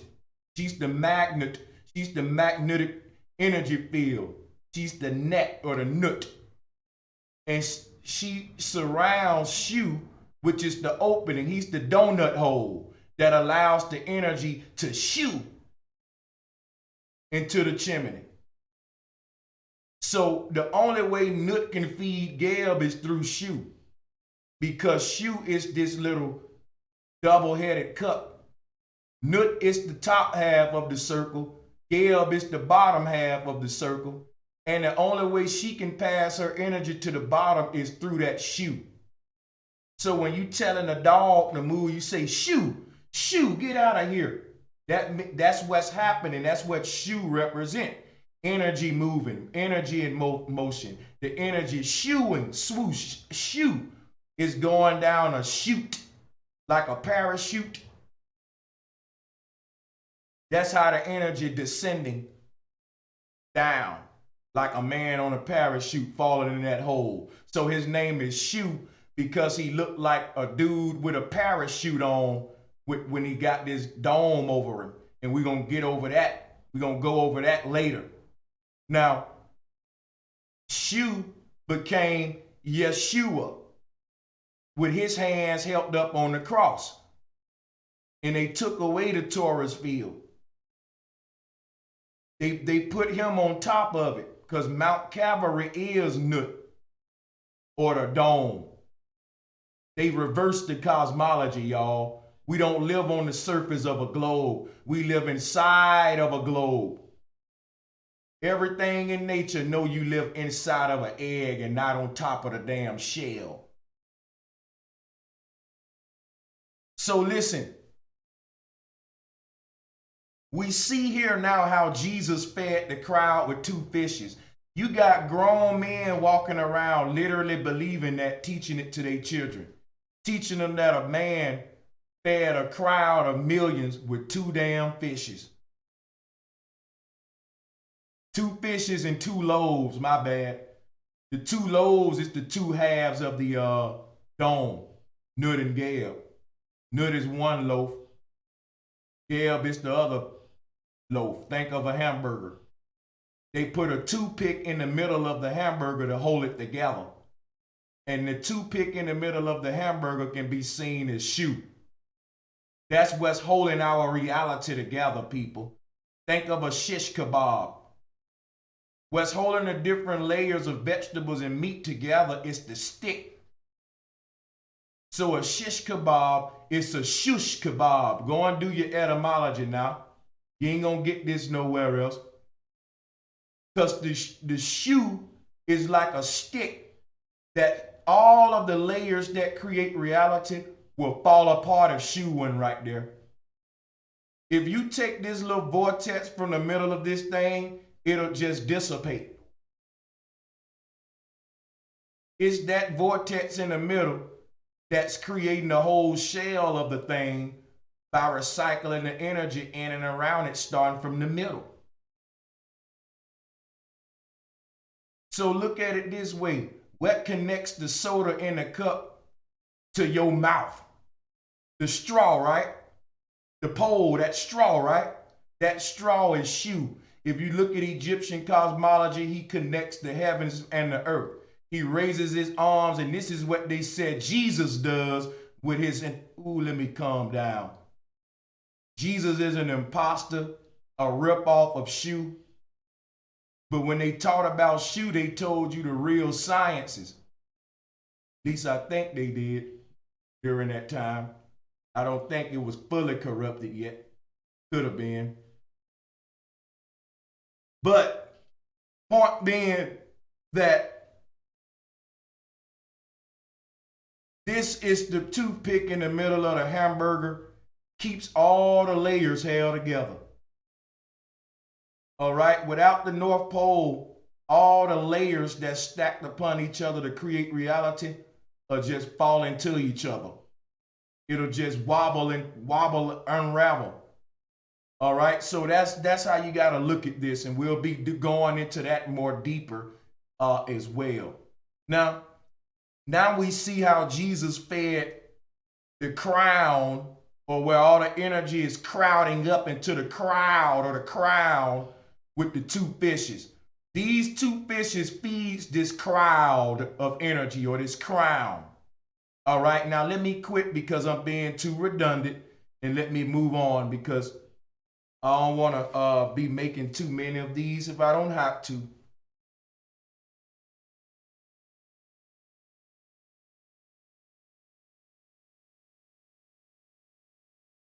So one thing else I wanted to point out about this, when they talk about going into the narrow gate, because you hear that in a lot of Christian talk, Christians say the only way you can access the kingdom of heaven is by traveling through that narrow gate. Here's the narrow gate, people. If you can't fit, see, here's what happened. Hold on a second.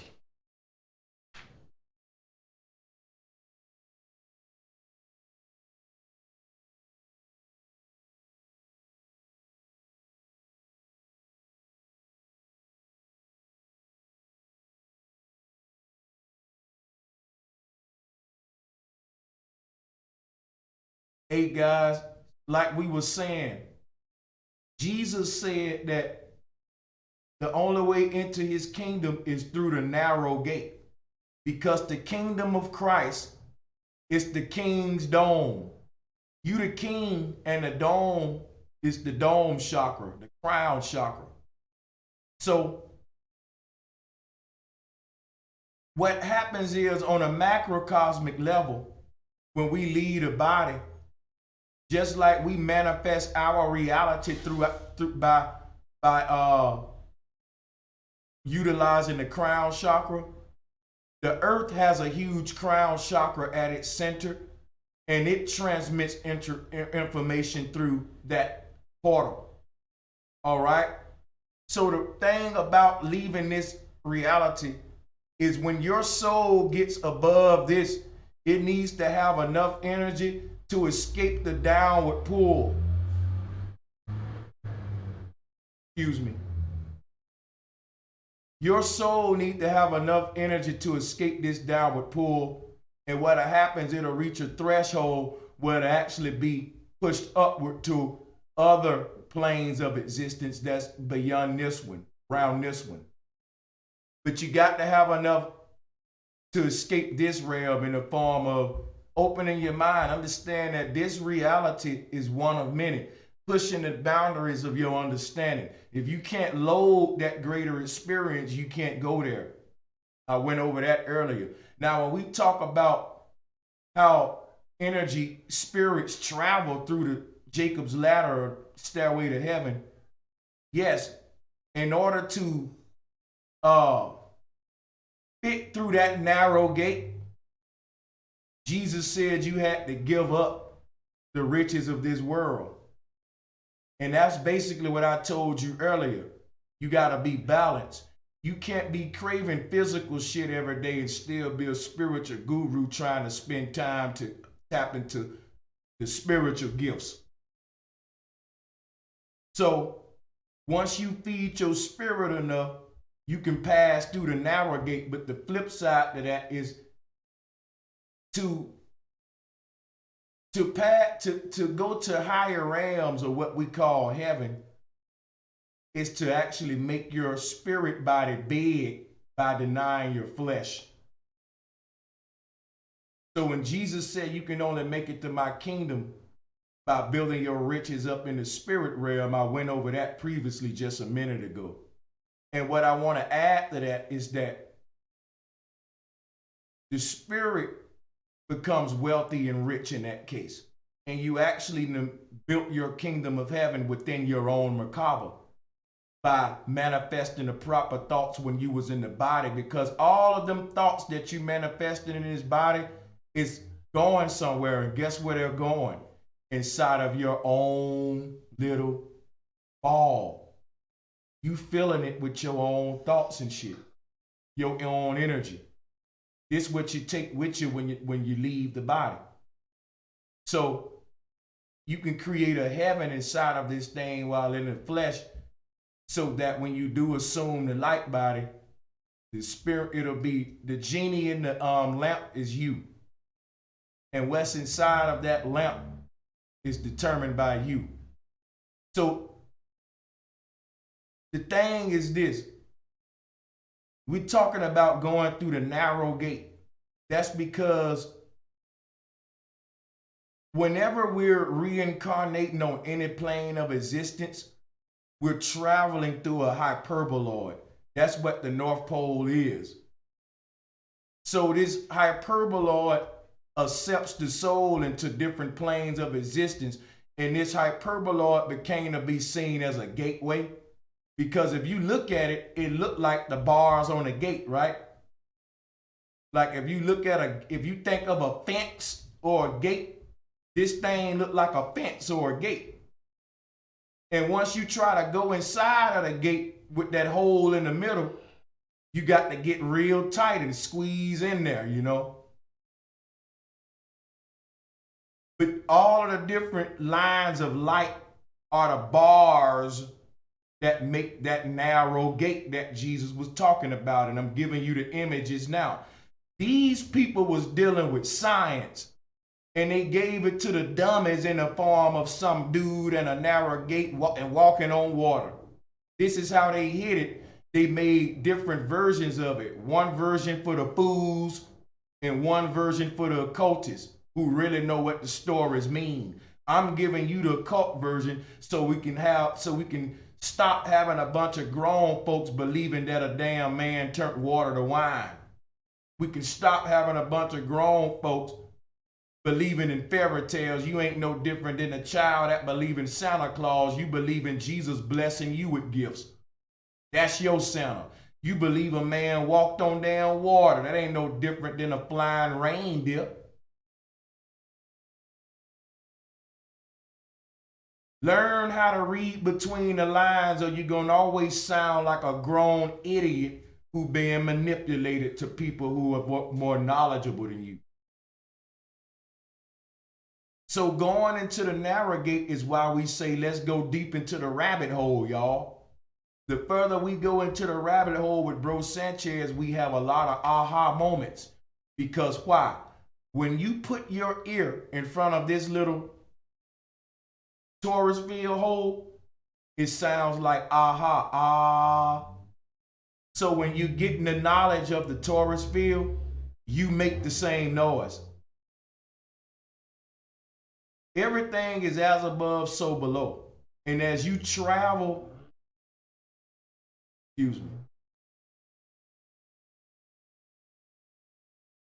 as you travel down the hyperboloid in the spirit, in the mind, like we're doing now, your spirit have what they call aha moments. And sometimes you even said, aha, you know, if you catch yourself. But it's a reason for that. It's because when you going into that rabbit hole, that's the sound of it. As above, so below. You'll mimic that once you become enlightened. Once you know, when they had a magicians with the hat and he pulling the rabbit out the hat, that's the rabbit hole. This is the magic. Magnetism is the true magic. And you have the same aha moments that a magician would give you when you're learning this stuff.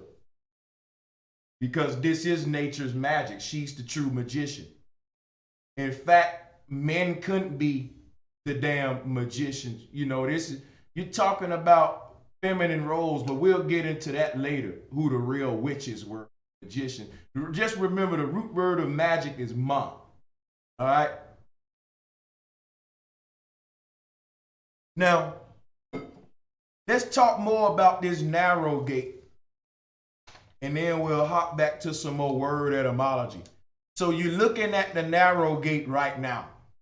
But what I want to do is start my web tabs now.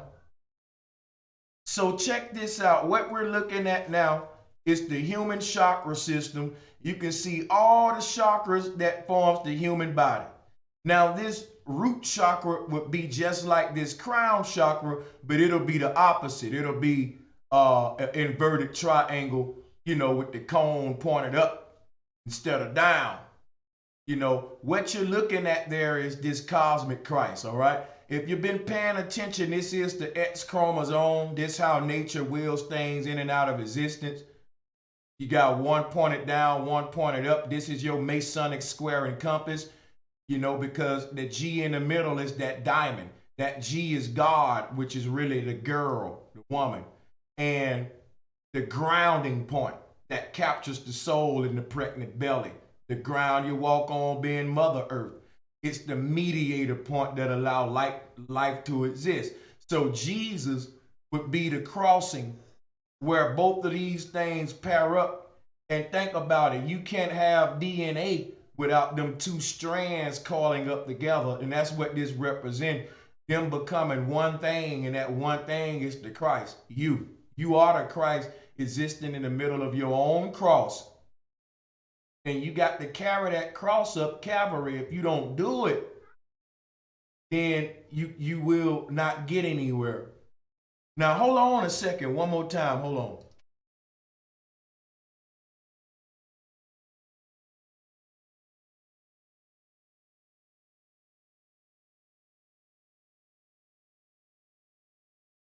So, you know, this is self-explanatory if you just look at the collage. And of course, this is the Jesuit cross.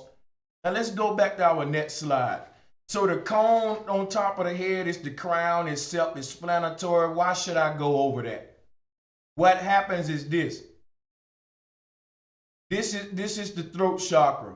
It's blue. It forms a circle around the body, a spiral around the body. Now, all of these chakras, see, each chakra forms its own little circle. Matter of fact, I put the image up a minute ago. Why am I going through all this trouble to explain it when I can just show you right now? Here it is right here. Look in the far left. I'm a crown chakra. From the chakra system. Each chakra is beaming its own little onion layer around your body. That's what's making your aura. The same thing is happening around the earth, y'all. All of these chakras combined culminate to the crown chakra, which is the crowd chakra. Look in the left corner. And it makes a cone on top of your head. It looks like a cone on your head. Now think about what I'm telling you. In our true spiritual state, guess what we are, people? Cone heads. They telling you this shit. They are telling you this shit in Hollywood. And guess what? Laughing at you because you don't even know who you are. We are the cone heads. So you see how in macrocosm, there is a vortex or a cone above the human's head, and they turned that into this. Now, there are some cultures that exist with real cone heads, especially in Ethiopia, the elongated skull. But I think that this is another reference to the crown chakra, man, and the ethereal body, because the cone heads come from outer space. And that's what they say about the ethereal body. They said we're space travelers. We travel the ethereal sea. But they turned it into space, but it's not space. It's not space at all. Take the C and the E off. It's a spa. It's an ethereal sea. It's not space, it's spa. It's not space, it's room, and that's a difference. Room is womb, and it allows us to roam. It's not emptiness, it's room. Okay? Total is a difference, y'all. It's a difference. It's not emptiness. So, these cone heads come from the ethereal realm. Who are the cone heads that exist on the ethereal realm? You're looking at it in the bottom left corner. The macro body is a cone head body that exists on the ethereal realm and occupying the same space as the regular body, influencing the regular body. Okay? So they was showing you some with the cone heads. We do the same thing for birthdays because when you were born, you started loading this simulation. That was when that cone above your head started turning. When you turn something on, you turn a knob. And once it started turning, it ain't gonna stop till you die. When it stops turning, it's synonymous with the heart stop beating. The only time the UFO ship is turning is when it's still hovering above the earth. You ever notice that in the movies? When they beam me up Scotty on the mothership?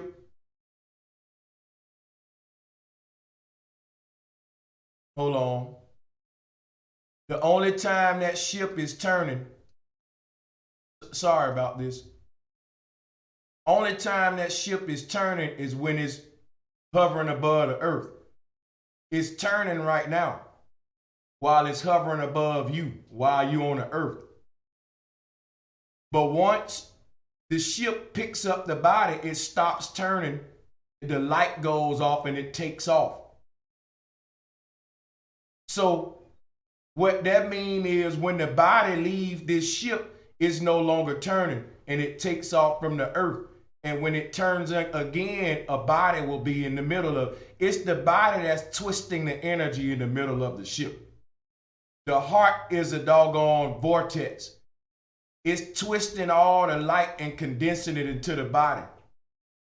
This is how manifestation takes place. But when the body ain't there no longer to condense the light, the heart is spinning this. The heart and the body around you communicate with each other to manifest your will. The reason it's called a wheel is because it's spinning. This ship around you is spinning and it's influencing the heart, the mind, to manifest the will of the body. But when the body is no longer living and the heart is no longer beating, there's nothing spinning the energy in the middle of this thing. The heart is what's creating a vortex in the middle of the ethereal body. It's creating a point of singularity, making all that light energy come to a point of singularity, which is you, the human. You, the human, are the result of all of that light condensing to a point of singularity in the womb of your mother. Once your body was formed and the spirit shifted the consciousness into the flesh, the soul started to spin with cosmic influence. And at that point, the only way you can communicate with the soul is through the crown chakra, what I'm trying to teach you now. It exists as another version of you around you, influencing you. So when you're not in the body, you exist as it. And that when you existing as it, it doesn't need this, is not spinning, because the one that's spinning and trying to be influenced by its higher self and its reality is no longer in its reality. If you ain't making ice cream, there's no need to spin the wheel and churn the butter. Churn the milk. So when you living in this body, you're constantly spinning that torus field around yourself to pull information from that spiritual version of you to manipulate this lower realm. You no longer need to pull information from that higher spirit once you assume it. You get it? The one that's twisting the influence of the soul is the heart, trying to manifest the will of the soul. When that heart stops beating, ain't nothing to tie together them two ends of that macro body, so they loosen and it becomes a perfect 360-degree sort of spirit. It fills up, so to speak. I hope I'm explaining it, simple enough for y'all. But it's the body that's making the root chakra get tied together with all the crown chakras. And it's a knot where they being tied together at the heart chakra. But your heart chakra can only function long as your human heart is beating. It only function as the connection between two worlds long as the human heart is beating. Think about it. Ain't nothing to connect once the human heart stop beating. So in that, what the heart chakra becomes then, it's the seed that remains on the earth plane to reattract the upper self and lower self back to a new experience. In other words, when the body dies, all of the chakras above the heart go to the sky, and all of the chakras below the heart chakra go exit through the ground. And the heart chakra just remain on the earth plane as a reference point, so you can always make it back to this reality that you had. So you'll move on and go to another one, and you'll have another heart chakra. Remember, it's infinite versions of what you are. You ain't losing nothing.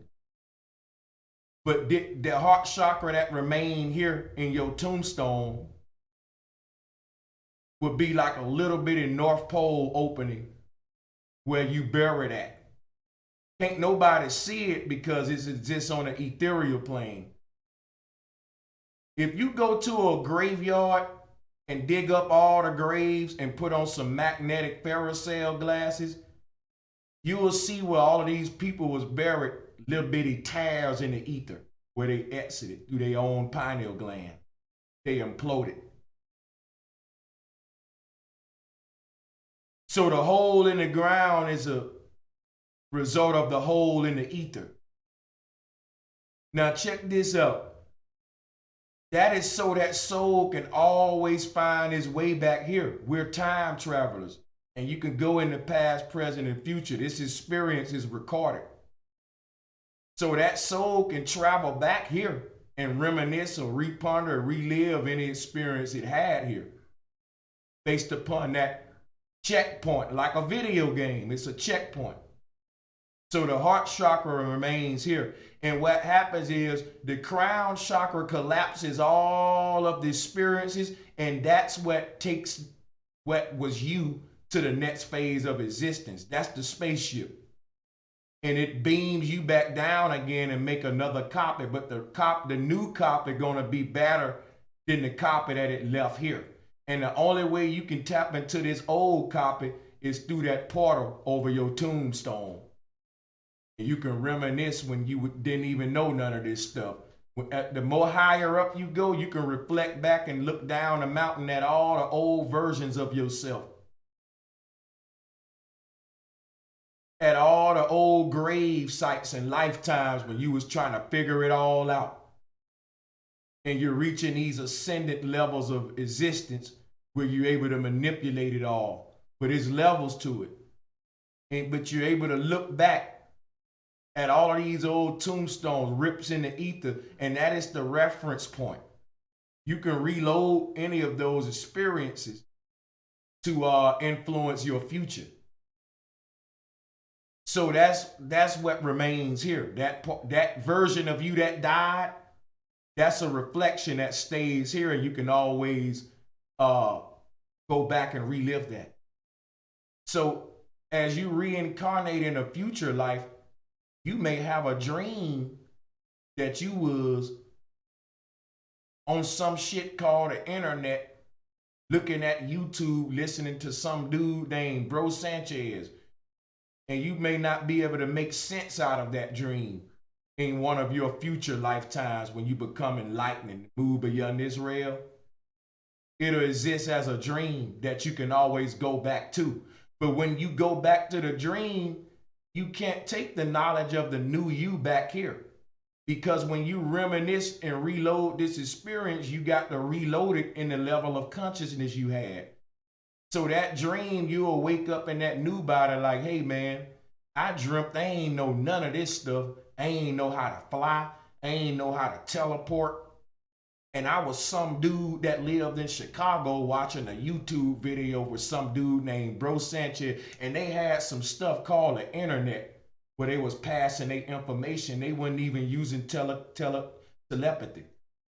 And all them enlightened beings will start laughing. They'll say, that was a nightmare. You'll be like, yeah, that's weird. And you won't even be realizing that you just dreamt one of your past lifetimes. But you was able to dream it because the you that died here never really died. It exists as a memory, as a realm that you can revisit. So I hope y'all see how this Christ consciousness works. This is what connects the past, present, and future. This is why Christ said, don't worry about your dead loved ones. It don't matter how old they are. You're going to see them again because you exist outside of time. The higher up you go up this mountain, you get to manipulate time. Time is created by the elements. Remember that. Christ controls the elements. But your level of control over those elements is determined of your level of perception and understanding, level of consciousness you own. So you were born here because this is a certain classroom. You need to learn something here to get you to the next phase. Now let's move on because we were talking about the cone heads. You can see the crown chakra, it's the cone on top of the head. If you look at Horus, in the top right corner, you got a bird called Horus. We already talked about him. But you often see this little circle on top of Horus' head. That circle on top of Horus' head is the opening of the crown chakra. Just like you see in the bottom left corner. They just drew it a different way. All right? So people will stop saying, that's the sun on top of his head. People don't know what they're talking about. But anyway, we're going to continue our slides. So look at the crown chakra on the right, right? Look at the human being and look at the crown chakra. Now what we're going to do is flip over here, pull up the thumbnail, and now you see why Jesus got that halo on his head. Look at Jesus with the halo around his head and look at the human with the crown chakra. I don't even gotta say nothing. Like, my work's so easy because I pull up the visuals. They say a picture worth 1,000 words, so I don't even gotta talk. Matter of fact, I'm gonna just shut up and flip between it for a minute.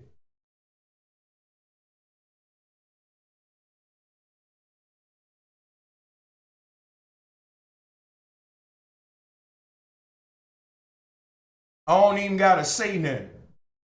This proves my point what the Christians stole this stuff from us, man. They giving you this phony imposter with that thing around his head, telling you you need to worship him and do all this shit for him if you want to get blessings. That ain't true. Ain't none of them Christians in that church living like they fucking want you to think. Jesus ain't blessing them. I was a Christian. Most of them in there every Sunday because they pain, they going through some and they hurting. They giving they blessings to the damn preacher.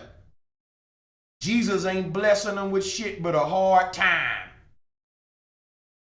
Now, the way they can truly get their blessings if they realize they are the Christ and start manifesting their heaven on earth, tapping into their own Christ energy, their own crown chakra, and they can talk to the heavens to themselves, and they don't need this damn middleman saying, come through me to get to manifest your will on earth.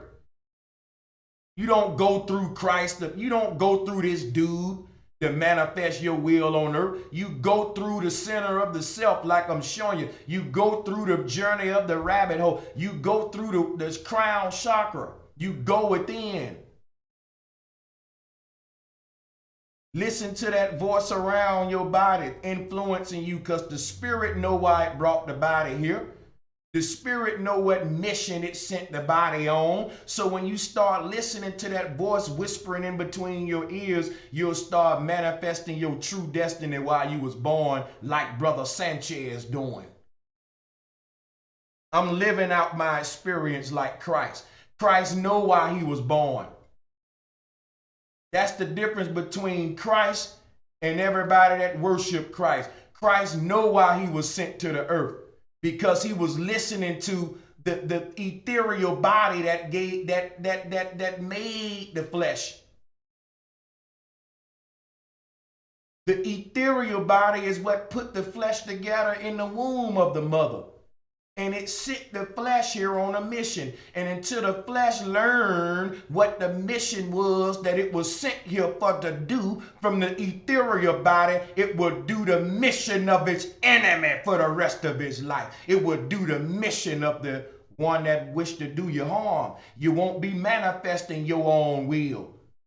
You'll wake up every day miserable on a goddamn job hoping you can go swim in the damn ocean. It ain't your will be done on earth as it is in heaven. It's the will of your goddamn boss that's gonna be done till you die if you want to pay your bills.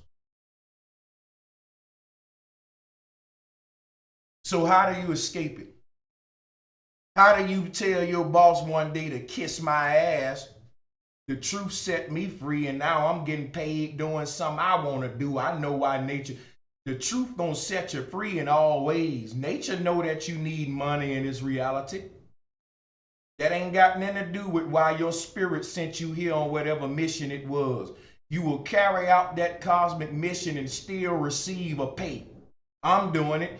You ain't gonna be rich like Jay-Z, but you're gonna have enough money carrying out the will. And you'll be rich in the spirit. You'll be able to go on to your next destination. The people carrying out the will or the corporations gonna keep coming back here till they carry out they fucking will. That's the way this shit work. So if you're a slave in the flesh, you're a slave in the spirit.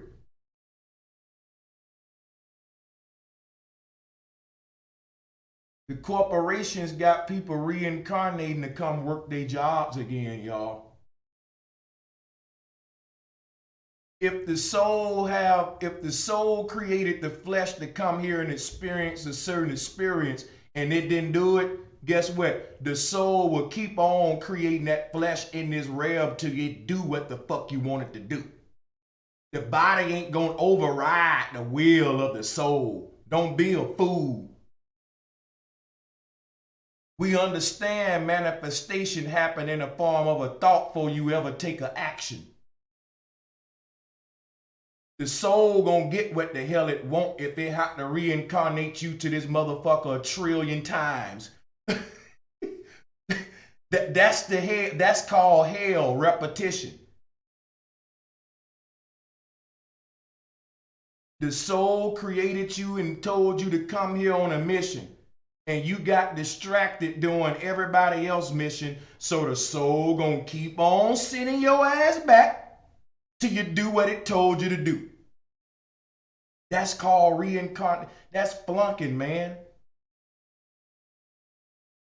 You got to move on from this realm to the next assignment. All right? So, again, we see how they told everybody if you want to manifest your will, you got to go through Christ. When the ancestors said in order for the human to manifest his will, they got to go through crown. They turned crown or cross or Christ or caress into Christ. And I went over the word etymology earlier. I'm not going to do it again and be redundant. We're going to continue with some more word etymology right now, dealing with the crisscrossing of the crown. Because when we talk about the crown, all of the ethereal light crisscrosses into that portal. And I told you crisscross became krios.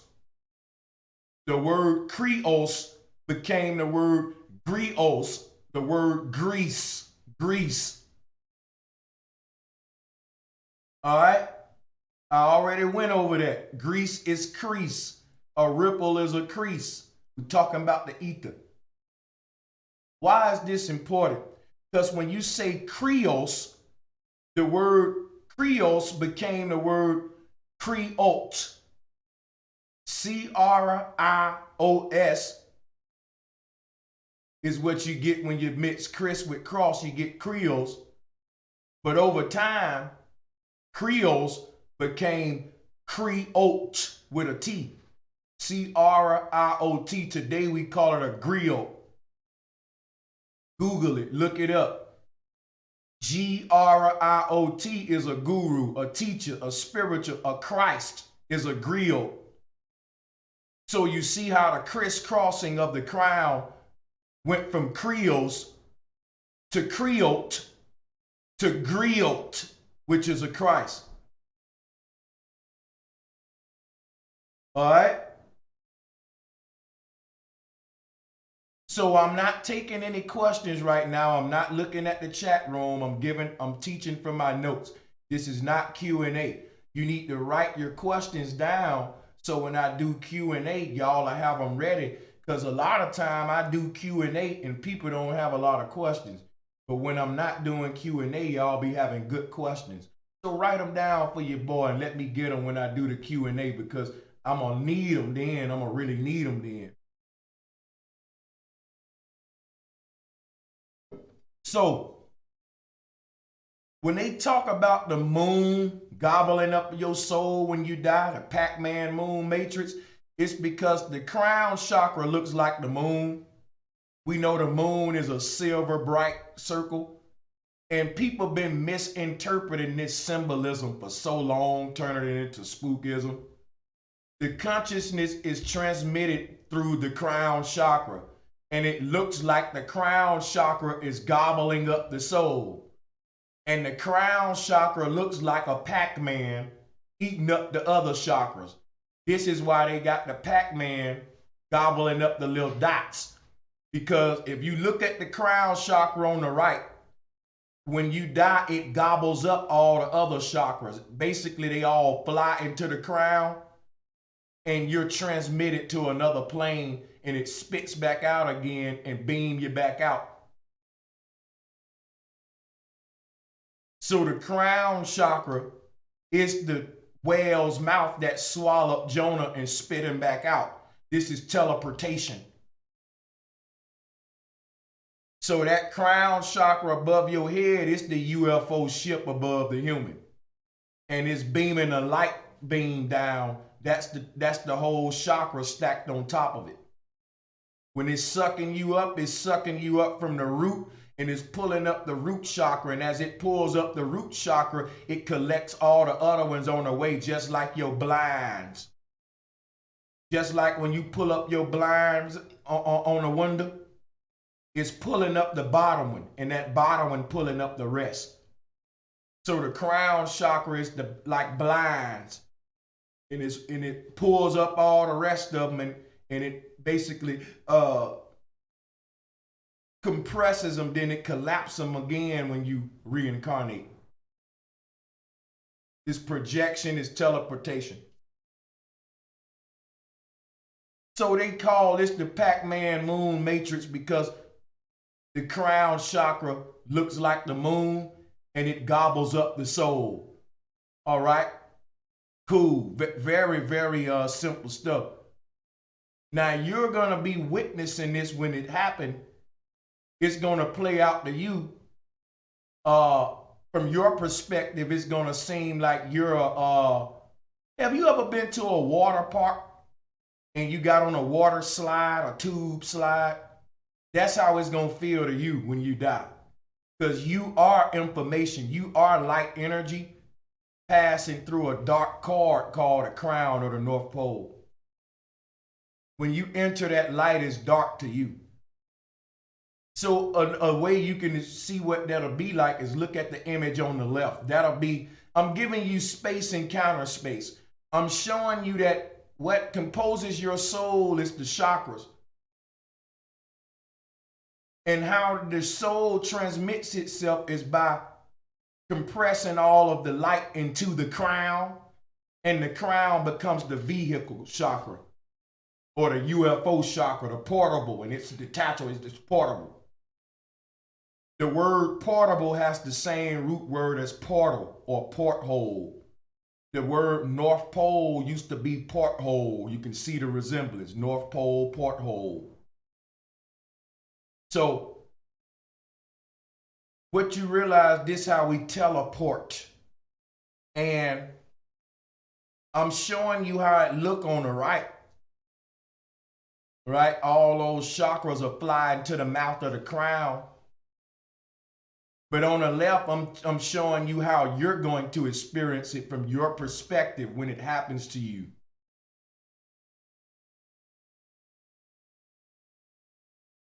All right, now that we get a visual of that, we can go to the next slide. This is how the ancestors personified it. Okay? What I'll do, just so I don't confuse you, I'll take that one off because we don't need it right now, and we'll just focus on this one for a minute. All right, because what you see on this image predates Christ, and I'm going to take a minute now, because now my blood getting worked up. When I start dealing with the prehistoric figurines, I got a lot of respect for this ancient stuff. If you look at how intricate the carving is, they put a lot of work into this thing. It's hand worked, people. They was trying to tell us something. It was that important that they did this intricate work. And somebody took this image that you see on the screen that our ancestors left us, and they corrupted it and they turned it into this imposter on the right. Take a minute, because we about to go deep now. We about to get into the plagiarization now. But I got to go and get me a cup of water, get me something to drink real quick. Give me 1 minute.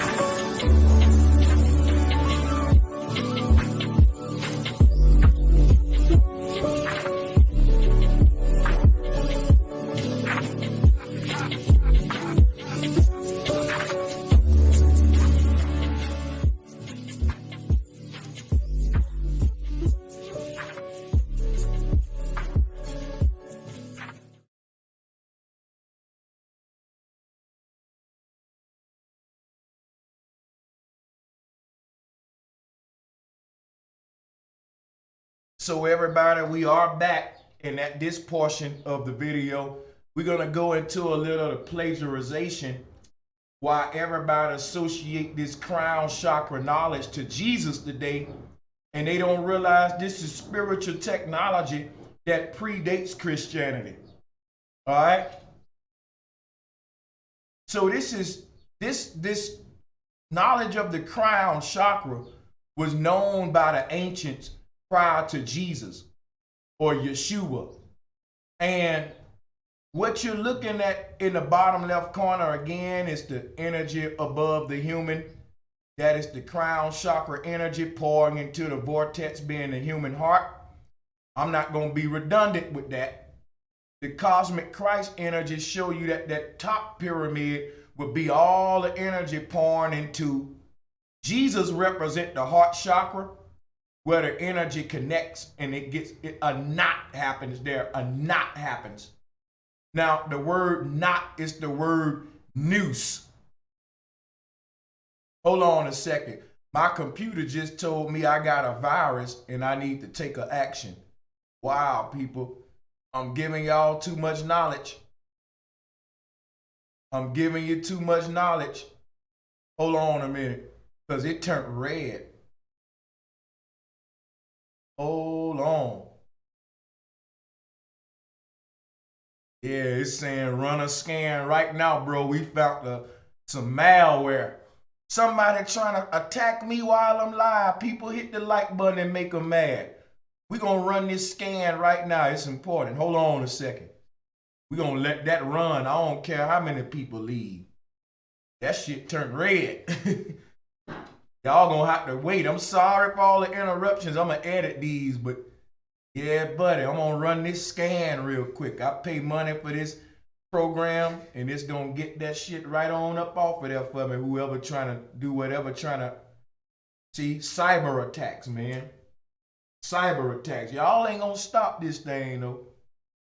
While I'm live in real time, there's somebody trying to, you know, get through your damn firewall with some suspicious malware.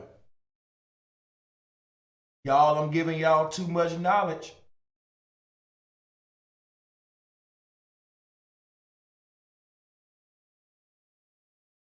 Hold on, it's almost done.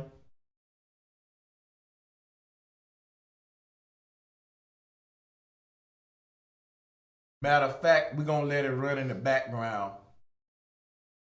So Jesus represents a knot, and we're going to talk about that later, that knot, because there's a reason we call our nose a nose. But why am I skipping so far ahead of the place? Let me stay on track here, man. A lot of distractions getting me off track. You know, it's just hella distractions. So let me go back here. and talk about the crown chakra because I'm getting all over the place. Here is an ancient mushroom stone found in Guatemala, and it was around 1000 BC, and showing you that prior to what we call modern Christianity, people had quote unquote Christ consciousness. Now, the word crease is important because a crease is a ripple, and manifestations is about having willpower that's so strong that the vibration creates a ripple that will distort the ether energy around you. Whatever city you live in, whatever state you live in, you're trying to get on your feet, make stuff happen. You got to want it bad enough, just like they say, because that willpower is vibrational. That right there is what spins this macro body faster and faster. So as your heart desires something, it assumes a certain rhythm to manifest that desire. And the rhythm that the heart assumed to manifest that desire starts to make the macro body, what they call, get hyperbolic. And once your macro body start getting excited by the will of the heart, because remember, the heart is what's tying together that light that's creating the outside shell of your macro body. So how it's spinning, that tying in the middle, determines how fast or slow the energy is being recycled in and around the body, because the energy is in motion. The motion is determined by how the heart spins those threads of light. Okay, at the center. And that's called willpower. You're spinning the wheel. The wheel is around your body. That's where you plant the seed at, because that's connected to the ether, which everything in the world is connected to. So no matter what you're trying to do on this earth, if the vibration inside of your heart, if your willpower reach a hyperbolic state, your aura will be in a frenzy type state.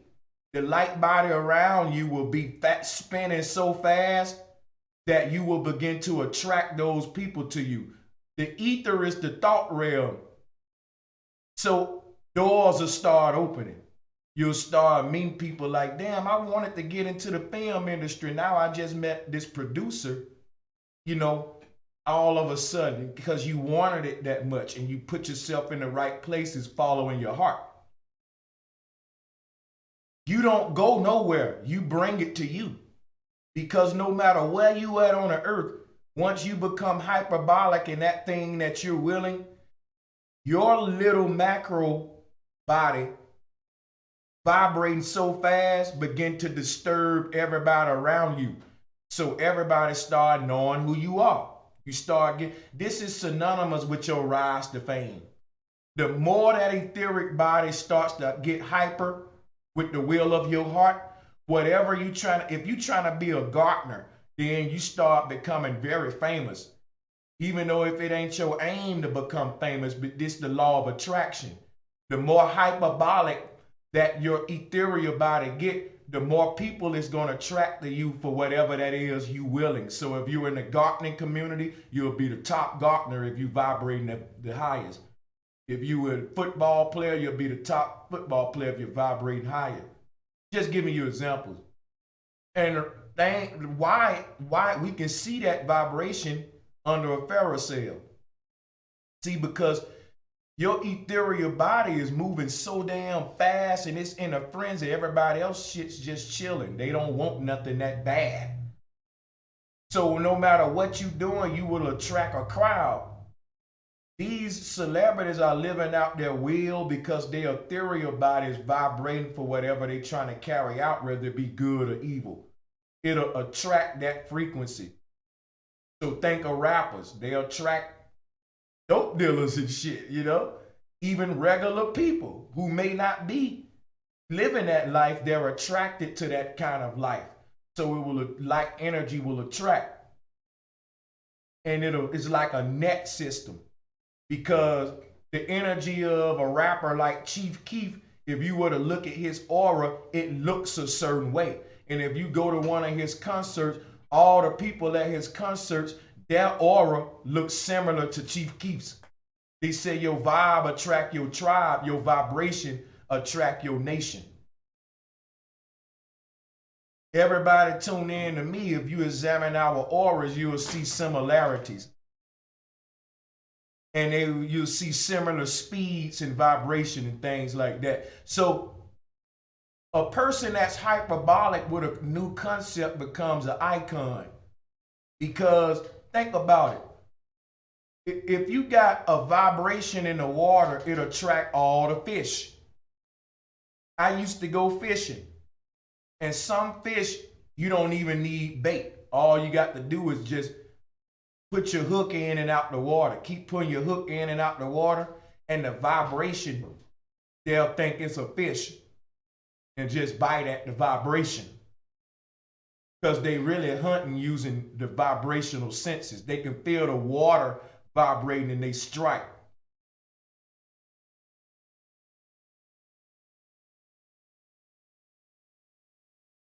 Hold on a second, guys.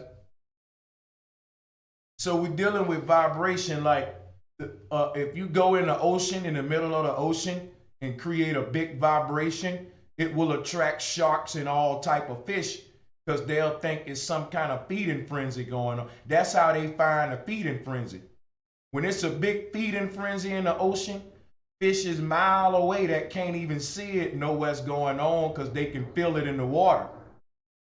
They can feel the vibration of the water of all them fish having a frenzy, even if it's miles away, and they follow that vibration to the feeding frenzy.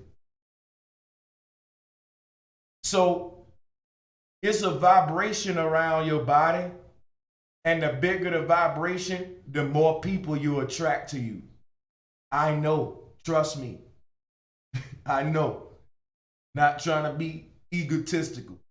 But I practice what I preach is what I'm saying. So Christ drew crowds because Christ knew what I knew, even though he was a mythological character. I'm telling you the knowledge of the Christ, why he was able to draw the crowd, raising his vibration.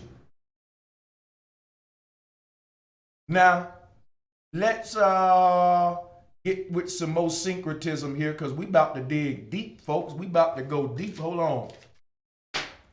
on. Wait a goddamn minute. Let's go back to this bull crap, because look to the right at that imposter. I want to put the spotlight on him. Look around that imposter's head. Johnny come lately, plagiarizing the ancient science in front of you. I got to highlight this because plagiarization must be highlighted. You don't, anytime you get this kind of plagiarization decoded, even if people be like, man, you said that already. Keep saying it. This is, the ancestors love when you expose this shit. See, the ancestors saying right now, get them, Sanchez. Show them how they stole our shit. Show them that they stole our shit and twisted it and turned it into some bull crap. And I'm doing it too. I'm doing it too. And I ain't even gotta talk. All I gotta do it, because the ancestors didn't say it, they just say show it. And all I gotta do is show it. That's what I'm gonna do. Look at that. Look at that plagiarization. Look at it. Now let's move on, man. Let me show you more plagiarization. Look at it. They gave you toadstool. You know what? The toadstool is a personification of the ancient umbrella stone, but you wouldn't know that.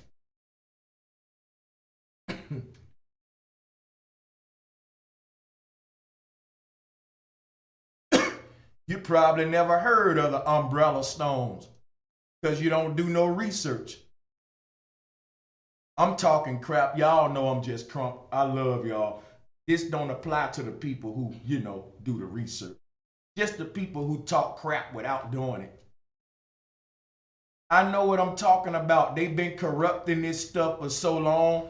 They turned this to a daggone cartoon character on South Park.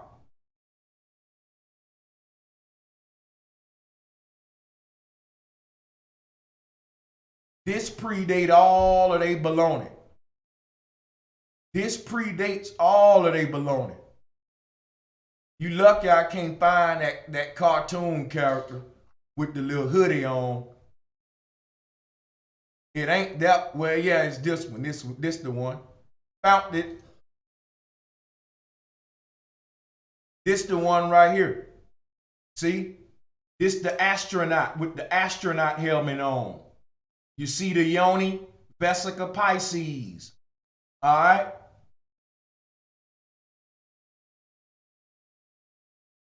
This is what they giving you right here, folks.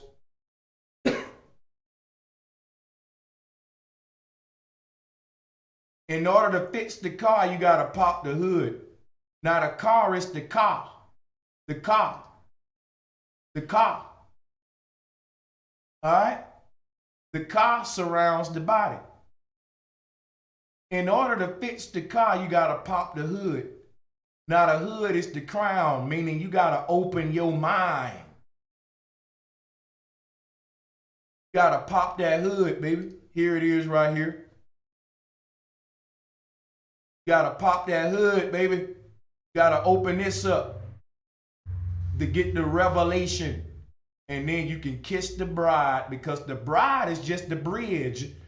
But you don't get to kiss the bridge. You don't make it to the bridge till you pull the hoodie off. You can't walk in my store with a hoodie on. That's how the Most High say. You got to marry yourself. This is a revelation. So, want to learn some esoteric science? Who wore a hoodie and was sacrificed to the Illuminati with a rainbow bag of Skittles? Trayvon Martin, whose daddy was a Mason. A ritual sacrifice, folks. He wore a hoodie and they made him die with the Skittles being the rainbow.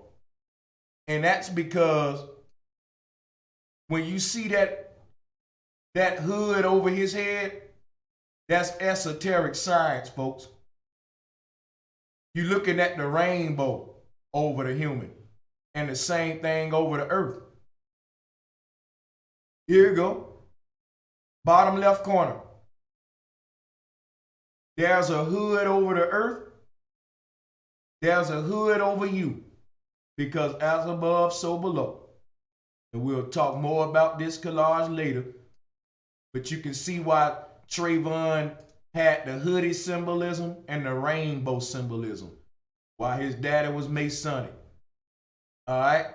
Now, let's continue this though. Ain't through. We see that this character in Mario is a plagiarization of these ancient toadstool figurines or mushroom stones. They call them toadstools. They call them umbrella stones. Okay? These little umbrella stones been in South America before Christians set foot on this continent. Did you hear me? These little umbrella stones was all over South America way before Christians even came over here. So how can they take this image and turn it into this image? Look at Christ, right? Christ is a personification of the umbrella stone. And the umbrella stone is because the ancients found the gateway up out of here. They found how to connect with the and beam up out of here via the crown chakra. So the UFO saucer is right here.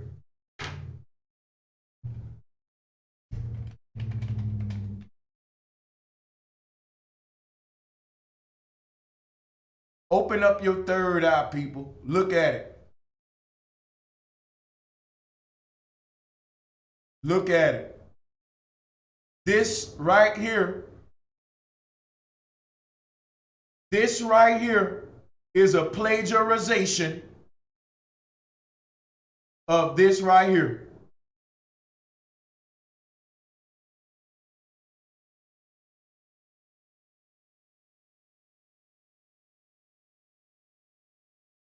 Syncretism at its best, folks. You know you're doing some good syncretism when you ain't even really got to talk. You can just do this. This is the missing key, y'all. Open up your third eye. I'm trying to help you. Sacred geometry is the way. This is the human body. This is the only way nature creates. Can't you see it around you? The way the sunlight shines from the sun. The train on the track coming down straight at you, connecting all the other trains. This is the first train because this is the symbol. This is the keyhole that allows you into the gateway. It is the keyhole. This is the Ankh, the Egyptian Ankh.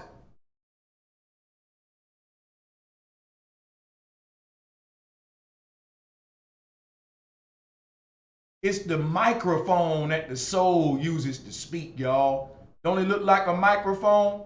You can't escape the symbolism, baby.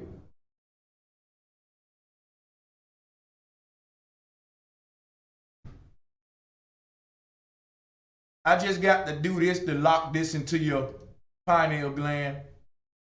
I'm going to do that for a reason. I'm going to be a little redundant. Because this is the umbrella stone, okay? And it was corrupted, man. I got to just show you the corruption. Like, the ancestors love it when I show how they shit was corrupted. Look at here. Boom. Boom. They said the missing key, the missing link. I'm giving it to you, this symbolism. Now let's move on. Because the ancients been tried to tell you that. Here it is right here. This is the umbrella stone. Umbrella stone is the crown chakra.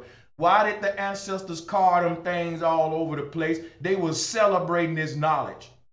They never wanted people to forget. They want future generations to remember how to connect with their crown chakra, their umbrella stone. Otherwise, they will be trapped in this reality.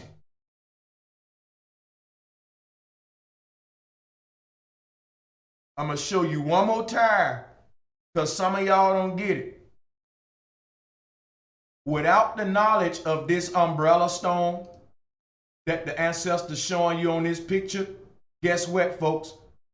You can't unlock the door. That's what the symbols is teaching us, man. How many of y'all getting that? This is what keep people reincarnating to this matrix right here. You can't make it through the gateway if you ain't got the key. And the key is the crown. Have you ever played Mario before? Anytime you go and see Toadstool, you inside of a key house. And you got a key to unlock the treasure chest. And it's a gift inside of that thing. Whoever played Mario 3? Let me go to it. Here you go. When you meet Toadstool, he got gifts for you. He coming with gifts. But guess what? If you don't got the key, you can't unlock none of them treasure boxes to get neither one of them gifts. And if you don't got the key to unlock one of them treasure boxes right here, you get stuck inside of here. Because the treasure box is also your way out. Anybody who play Mario 3 know what I'm talking about. When you go inside of one of these mushrooms, if you ain't got the key, it's game over. You might as well hit reset. Even though that'll never happen, I'm just showing you what'll happen if you went inside of one of these and you didn't have the key. You forgot the key or something, lost the key. Because the only way out of this mushroom is into one of those smaller treasure boxes. That's what Jesus talking about, the narrow path. Now, when you open that up, you get a gift out of it, but that is your way back out into the regular game. That's what this teaching you. This is to help you on your way up the magic mountain. This is what Toadstool represent. Now we're about to get real deep here now. Let me go back to Toadstool again. Now, what are we looking at here? that if you don't unlock the knowledge of the crown, all of that knowledge inside of Toadstool's brain, what makes him so smarter than Mario, all right, he got the key. That's why he's shaped like a keyhole. And you can't unlock the secrets of creation without opening up your crown chakra or your umbrella stone. And it'll trap you here in this reality as a closed-minded soul. And a closed mind got closed doors. This is I'm trying to give you the Christ knowledge. You can't fit through the narrow gate until you open the mind. Now let's move on, because when you look at the God YeSHUa, I want to show you something. I'm going to go to another version of the Egyptian cosmos because I want to make a point with the God YeSHUa. When you look at YeSHUa, because now we about to drive this home, and this is going to be the climax of the presentation, and I'm going to let y'all go. Because the whole thing what I'm teaching you about this Christ consciousness, hold on. Let me get a one if my audio is good and everything been rolling good. Somebody out there saying we waiting, bro. And somebody saying interruption. Lisa Vask, what's going on? We got an interruption? Everything all right? Let me get a one if we good.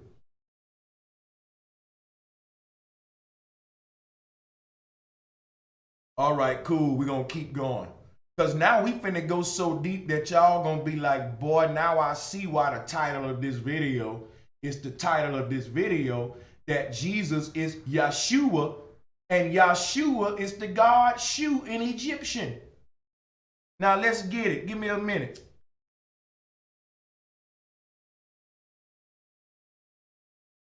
Now, look at this image in front of you, right? First of all, before we even get into Jesus, let me even show you what you're looking at so you can sync it to everything else I just showed you. When you look at YeSHUa with this dome over his head, being the goddess Nut, guess what you're looking at, people? It's the same thing. You should have just had an aha moment without me even having to say nothing. Like I said, I teach with images.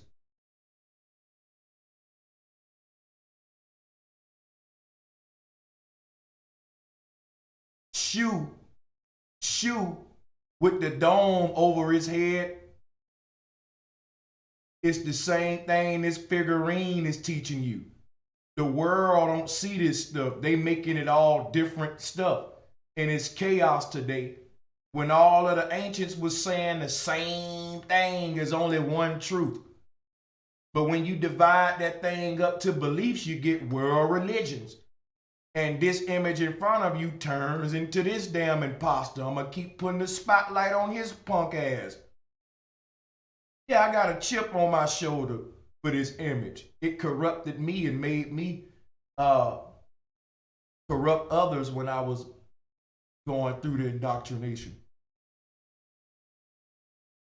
And it kept me from knowing the truth that the ancestors was trying to teach me here. It was a distraction. It was a plagiarization. And because of that, I dedicate the rest of my life exposing the deception. So again, Egyptian God YeSHUa is YeSHUa, or the Christ. Here he go with his hands raised with the two thieves on each side.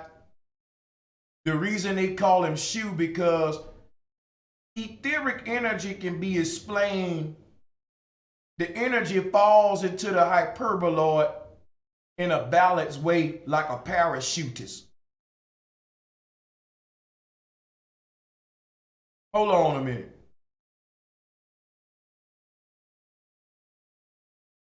Let's do something right quick. All right, let's do this. Let's go here and let's show you why his name is YeSHUa. This fish right here represents the body of YeSHUa with his arms raised and his feet down. This is his feet, the bottom opening, and his arms raised is the top opening. Same thing here. When the parachute is falling to earth, he got his arms raised to balance the energy. You see, this is how he steer the wind and go from left to right. So a parachutist got to raise their arms. If they don't raise their arms, they'll start spinning and they'll kill their damn self. That's balance, man. If that man just let both of his arms down, that shit gonna start spinning around and around. He gonna get dizzy as hell, get disoriented, and then he'll get off track, and before he know it, he on the ground as a damn on soup splatter. That's his steering wheel. That's how he gets safe landing. That's how you connect the heavens with the earth, and you was able to land safely in the womb of your mama. By practicing this same science. Balance, magnetism, toroidal flow. Because he's balancing the winds. And that's what's happening here. This structure is balancing the ethereal winds and forming it into a balanced structure that we call a torus field. And when you balance that wind out and bend it to make this structure, you even it out on all sides, and it creates this tense little bubble. But the same law we see with that tension there is why the parachute is able to have a safe landing. He's capturing that wind in the chute and harnessing it for a safe landing. That's all going on when you look at this. The energy is being captured in the top and balanced out as it's being squeezed and stretched out in the middle and calibrated. And because of that, it's a perpetual motion. This is the secret of how nature creates energy. All that exists is energy, but generating energy is about putting it in motion. Putting it in motion, okay? And this shows you the pattern of the motion you need to harness that energy to be able to utilize it, to tap into it. And YeSHUa represents that. In fact, the word YeSHUa is the word chew, like when you chew your food, because that's what happens in this image. All of the energy get chewed up or shooed up. So it became the god YeSHUa or chew.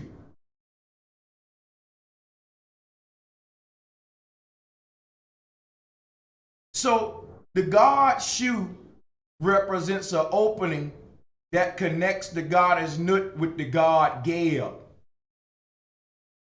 Just like this parachute is open and it connects this damn man to the ground without him killing his damn self. It's a way to balance out all the energy on earth so the earth can sustain itself and renew itself and have some kind of draining system to let stuff leave and enter to be washed and renewed. All right? Very simple. Same thing this parachute is doing, and that's why he's called a parachutist. That's why the word shoot is in the word parachute, because the concept of how to land safely was learned by studying the god YeSHUa or chew. You can hear the doggone parachute chewing up the wind. What you got to realize is the parachute material is such a strong material, but it's not, it's still hollow, all right? What you got to realize is that that parachute has holes in it, okay? Very, very fine holes in it. Any material is hollow. It's just that the smaller the holes, the less, the more air the device capture. but it still need to allow air to pass through the thing. It just need to slow the air down. Put it this way. If you start poking big ass holes in that parachute, it won't serve a purpose. The air will pass through it so fast, he'll hit the ground and turn into a doggone pancake. But by the parachute being made out of a very strong, fine material that allow the wind to slow down as it passes through the chute.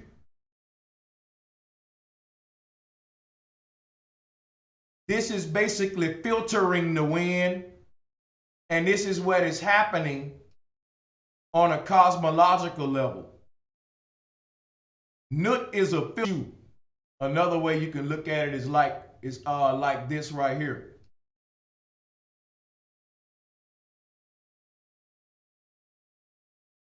I want you to pay attention to if you look at Nut like a pizza, because she is the pie, which is the woman. The pie slice is the vagina. As you can see, she is a triangle, and YeSHUa is spinning her around. This is like a child with a birthday hat on, getting itself dizzy, spinning around. This is why we wear birthday hats. Every time we complete a full spin, it marks a birthday. When our crown chakra started spinning. Remember, when you was born, your macro body started to spin to influence your earthly body. So it basically, another way of saying, activating you, turning you on. The body is powered by the spirit. So as the spirit turns around the body, the heart beats, and they're connected. And they manifest their will through the mind, the heart, and the spirit around it. Now check this out.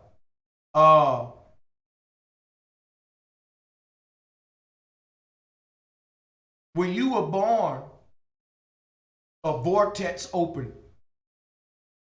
and the human body start to pull in the influence of the spirit. And that's how the crown chakra and root chakra was formed. When the body was formed, the heart start to pull in the ethereal influence from above and below. And that's how this whole Taurus field started spinning. Now, when that spinning started to happen, your life began as a human being being influenced by the soul around you. Now, every time that ethereal body reaches a full revolution from the day you was born, we call it a birthday, and we put you on one of these hats, what this dude got on right here, what the ancestors wearing. This is a birthday hat.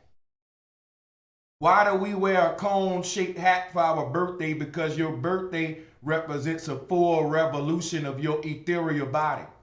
Your ethereal body started spinning the date you was born.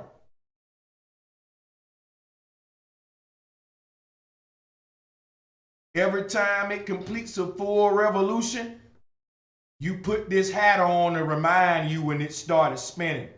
So this is called a spinning top. When we was little, we used to have these spinning tops, and they shaped just like this, and you spin them around. All right? Now, let's continue. As you can see, YeSHUa ain't just holding Nut up. He's holding her up and he's spinning her around, okay?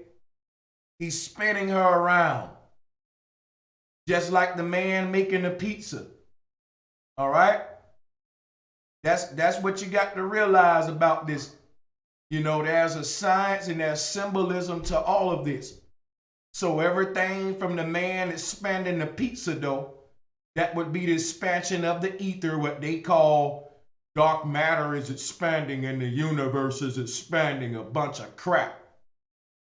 It's a toroidal field, and it stretches and it compresses. It contracts and expands. So it's not just gonna continue to fucking expand. It's gonna reach a point where it's sucked back in again. Just like you inhale and exhale, the Taurus field inhale and exhale too. Now listen, because I'm about to go deep here. As the torus field contracts and expands, we go through dark ages and light ages. You hear me? As it contracts and expands, it controls how much etheric information can enter the earth. So there's an opening in the middle of the earth, and that opening gets big and it gets small. When it's at its smallest point, humanity experienced dark ages. When it's open the widest as it can be, humanity experienced what's called golden ages. So we go from dark ages to golden ages based upon this hole in the middle of the earth contracting and expanding, inhaling and exhaling. So when you think about it, the dark age is inhale and the golden age is exhale, because the earth is breathing. And inhale and exhale is the expansion of human consciousness as well, because we sink to the earth. And since all of this etheric information is being fed to us from the North Pole, it's just like a hose pipe. If you got a small hose pipe, ain't a lot of water can come out of there. But if you got what the fire department got, you can skeet a lot of water out. So in the middle of the earth, the North Pole is contracting and expanding over thousands of years, they say. And as it contracts and expands, it's allowing more or less ethereal influence to influence man on earth. And because of that, we go through dark ages and golden ages. And it's called inhale and exhale, because man is in a hellish moment, or we exiting hell. Now, for the past 7,000 years, it ain't been a lot of information coming through. We just leaving a dark age. The North Pole is expanding now. It's opening back up, and we call it the awakening. It's allowing this etheric information to enter the earth, this Christ consciousness. That's why I'm able to interpret the shit. All right, it's a spiritual war going on between flat earth and occultists. And it's the same war been playing out since they rose to power 3100 BC. They was coming out of a dark age. At least they said they were. What was happening was the beginning of a dark age. They lied to you. We've been in a dark age for the past 7,000 years, folks. We leaving the dark age now, going into Aquarius. And that's synonymous with the opening of the North Pole. If you follow Martin Kenny, he'll talk a little bit to you about that opening with the 2020 vision. He'll talk to you about this nuclear 2020 vision and the expansion of the Christ energy from the center of the earth. If you want to go deeper on that, how that's going to play out in the future. I'm showing you how it's going to play out on a personal level with you right now, in the past, present, and future. The videos he's going to show you going to go even deeper than this to show you how it'll look and how it will control the world governments on a macro level dealing with humanity as a whole. He goes a little bit into other perspectives I think is interesting. But this hole at the middle of the earth is transmitting information, influence, starlight influence into our crown chakras. And as it contracts and it expands, it controls how much of that ethereal information humanity get. And again, because of that, we go through dark ages and golden ages. We call it inhale and exhale. Either we in a golden age or chaotic age, where we inhale or we exiting hell. So you get what I'm saying when I say inhale and exhale. And this is also the ethereal winds breathing, okay? Reconnecting us with that Christ consciousness. And when we're not being reconnected with Christ consciousness, we're being reconnected with its polarity. All right? Would be the root consciousness, what we've been in now. So once we get so full of ourselves, we remember that we're gods and it's the end of a dark age. All right, we get tired of dancing and we decide we want to compose the music now and we become creators again. So this is the dance of man's consciousness throughout the ages and the fight of negative and positive. You need them both because man don't understand where he is during his golden ages if he can't compare them to his dark ages. This is the law of polarity. How do you know you good if it ain't no such thing called bad? All right, it's just balance, folks. Now, let's move on here with this. Because you get what I'm saying with YeSHUa being Jesus. Jesus is Shu. All right. Jesus is also Buddha. Here is Buddha right here. Now, why does Buddha sits under a lotus tree? Why do they tell you Buddha is always sitting up under this tree?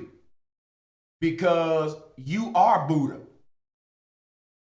sitting up under your own tree of life, being the soul around the body, being casted out from the crown like a flower, like a lotus flower on top of your head. In fact, the Egyptians would put the lotus flower on their head to symbolize the crown chakra, energy blossoming or budding out of the crown. See, the energy buds out of the crown. That's why we call this God Buddha or Buddha.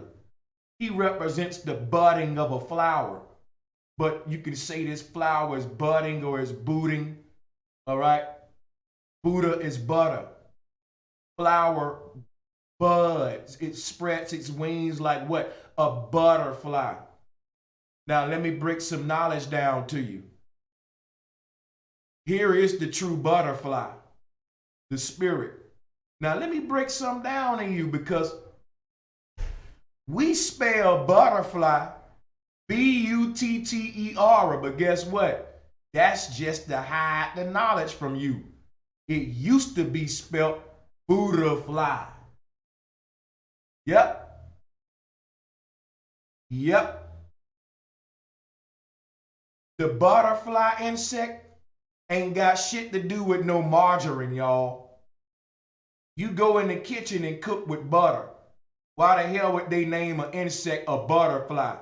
I would like to see a goddamn pepper fly or a jelly fly. I'm showing you right now why they call it a butterfly. The way it flaps its wings is like the etheric winds around the body. The body is the Buddha. The word body is Buddha. And the butterfly is the Buddha fly. There's even a city called Budapest. The Buddha fly was named after the god Buddha because the god Buddha represent the same spirituality as the monarch butterfly or the Buddha fly. So hold on a second.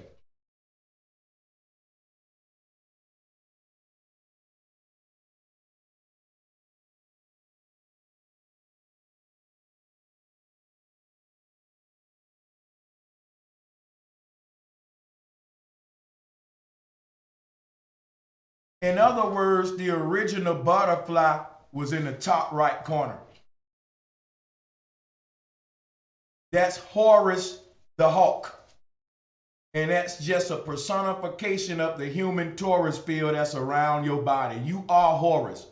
But a way that the Asians personified this was through Buddha.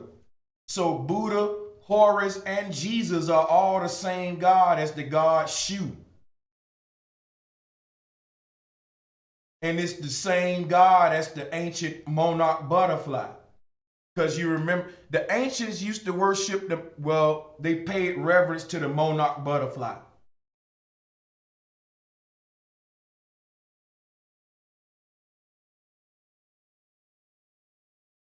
See, when you look at the monarch butterfly, it looked like a Taurus field. That's why they did that. I'll show it to you.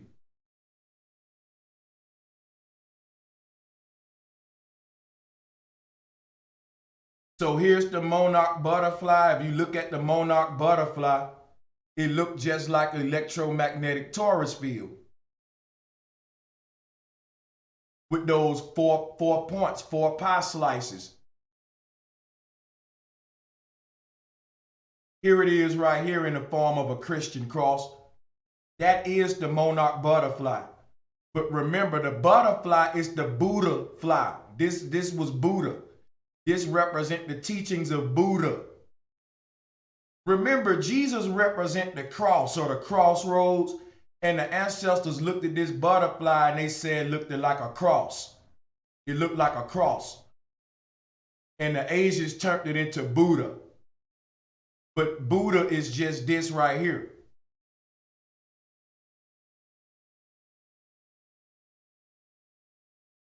So you got that, then you got this, which is Buddha. It's all about the flower of life. So Buddha represents the budding of a flower. Buddha is butter. So we start to say it's a butterfly. But before we was pronouncing the bud, we was saying boo. So the Buddha fly became the butterfly. I hope that makes sense to you. The monarch butterfly was being worshipped before we was using margarine, y'all. So it don't get his name from the shit you cook with in the kitchen. We tracking. It couldn't have got his name from the shit, the margarine that you cook with. Because it was called a butterfly before we was using margarine. Do you have an aha moment right now? So the butter had to be referring to this god Buddha. And I'm showing you how they are synonymous now, and it makes perfect sense. So I'm not making stuff up. I'm doing very thorough research here. And it's not really getting the momentum I was thinking it was going to get, but I'm telling you, the truth will never be popular.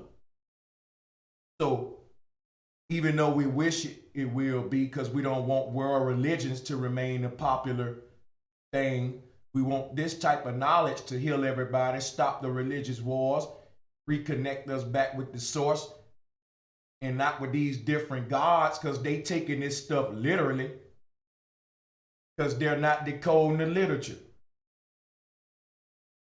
So the Buddha fly is the butterfly, and this thing around his head is what gives him wings. It's the crown chakra that is flying the ethereal plane. It's the UFO ship. And it was turned into a butterfly because if you look at it from a top view, it looks just like the monarch butterfly with all the energy being sucked into the middle. We already went over that. Okay? Give me a minute to get my slideshow back right. You keep on doing this on me. We got so much to go over that I think this series is going to be going on for a while, because it's something, I want to be thorough with this. Here, we still ain't made it past this yet.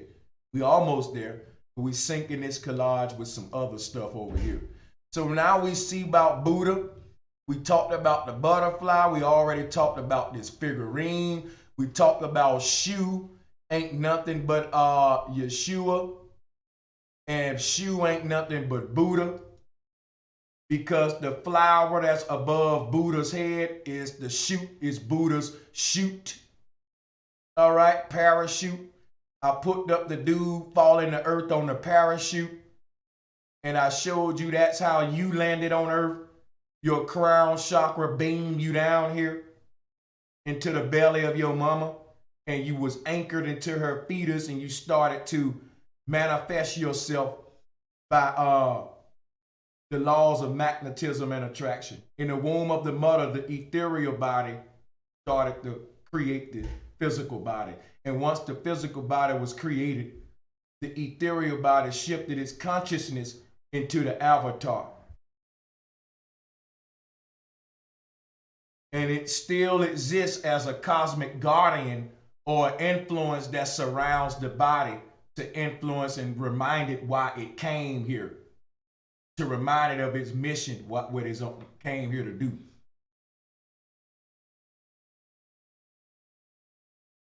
So let me continue. YeSHUa represents a dude, like I said, same energy of a dude trying to land on a parachute is how us fallen angels landed to earth like a snowflake, safe landing. So we see the guy on the parachute. We compared it to the balance of tossing a pizza because all of this stuff can be synced together. Now we're going to talk about the narrow gate. But give me a minute before we get to that. Let me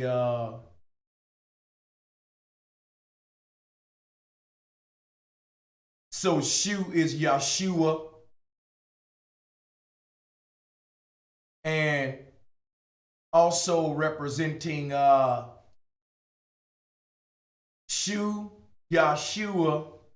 shoot, meaning how energy, is filtered through the parachute for a safe landing. How the wind is filtered through that net so you can land safely.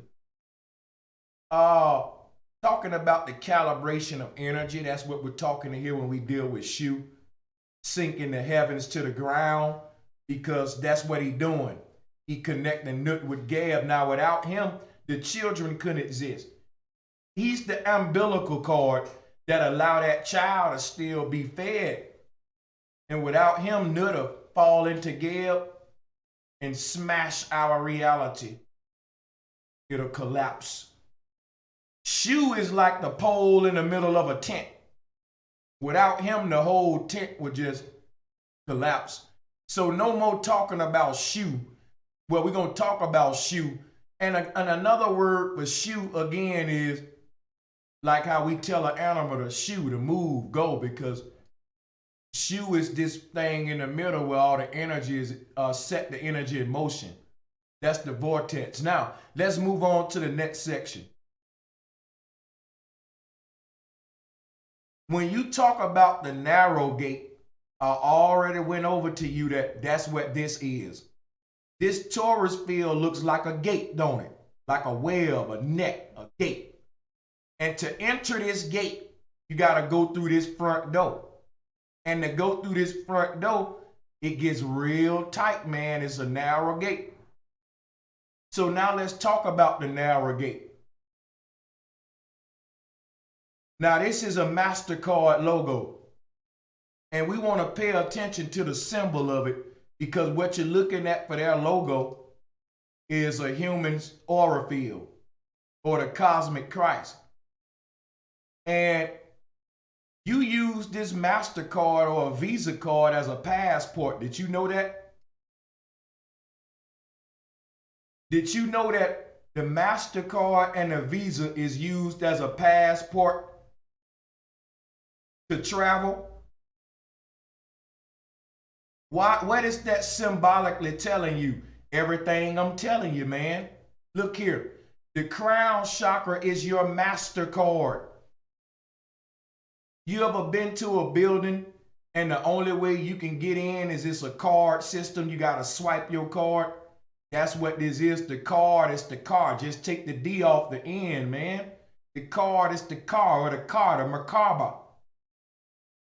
And you got to fit your Merkaba inside of that narrow path to the next, wherever you go to your next destination.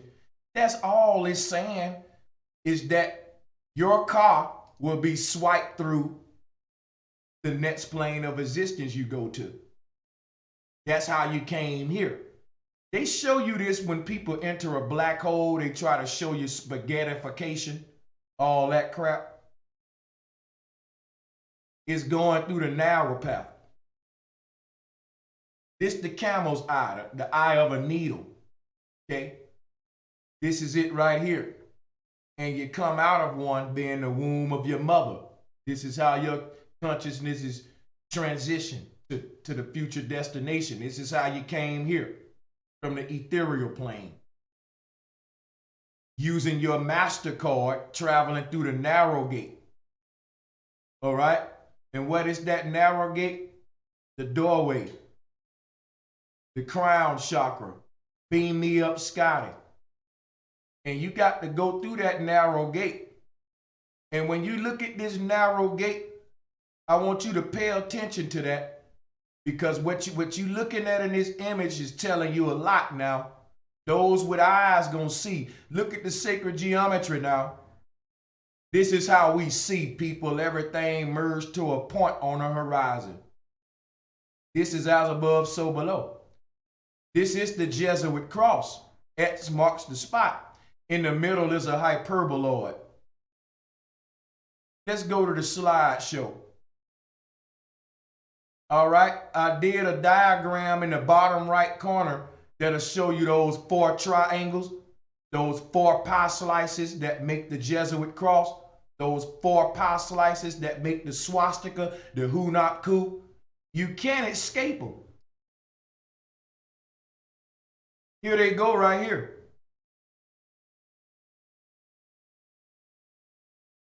See, the narrow gate is convergence. That's what it is. Everything converges to a point of singularity when energy is compressed to its most densest form, when it's simplified.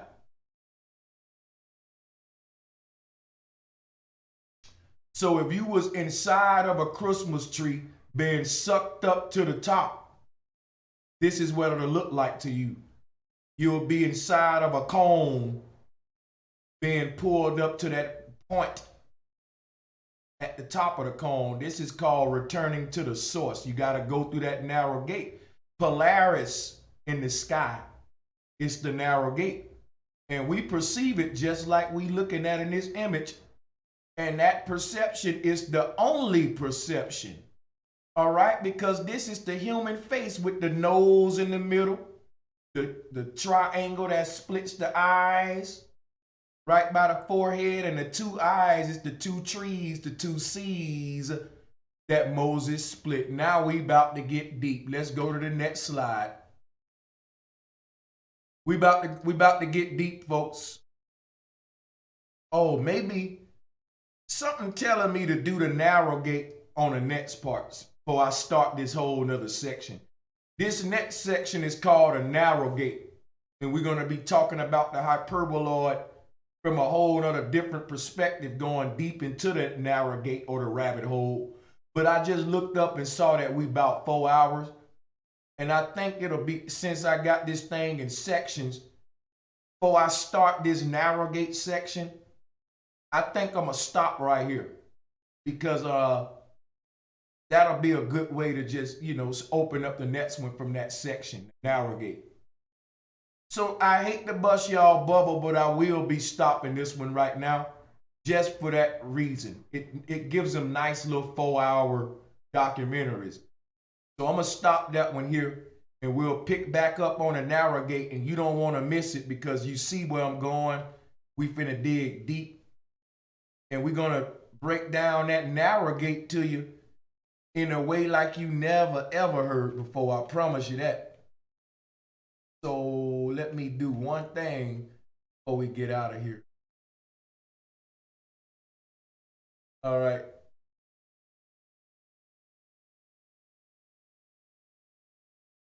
Hold on just a bam.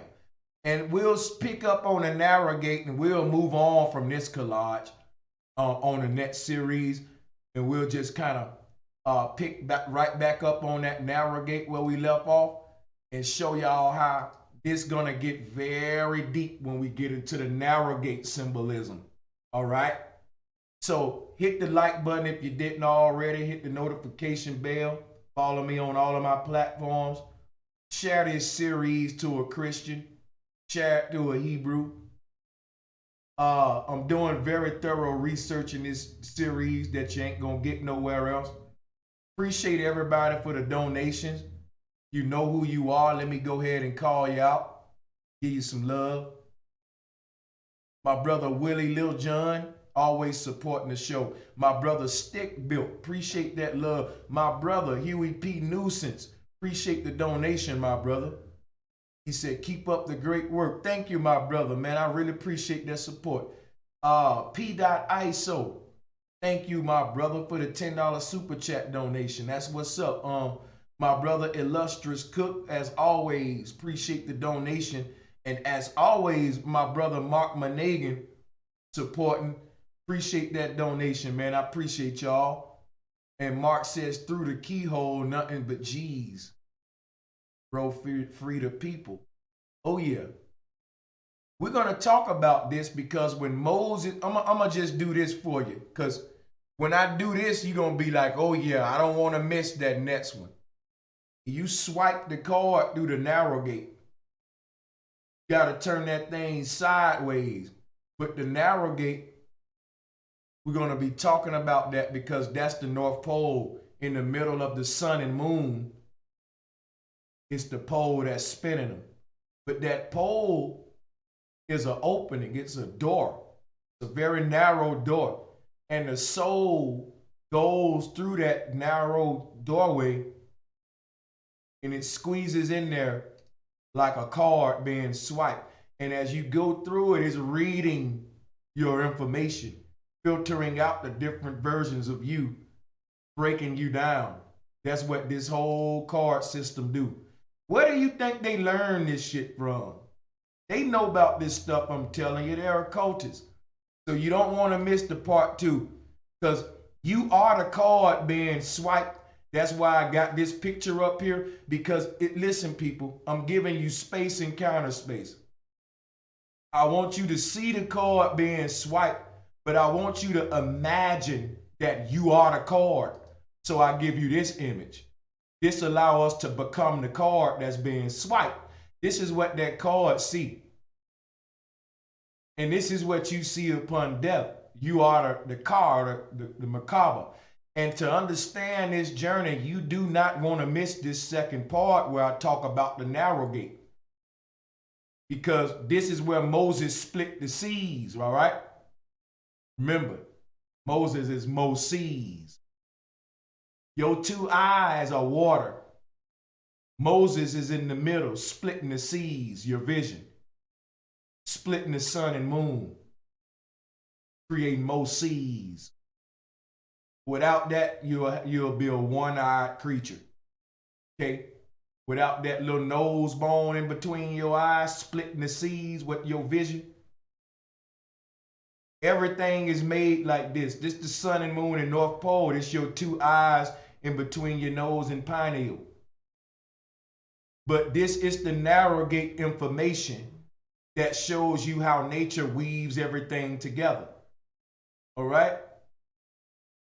So,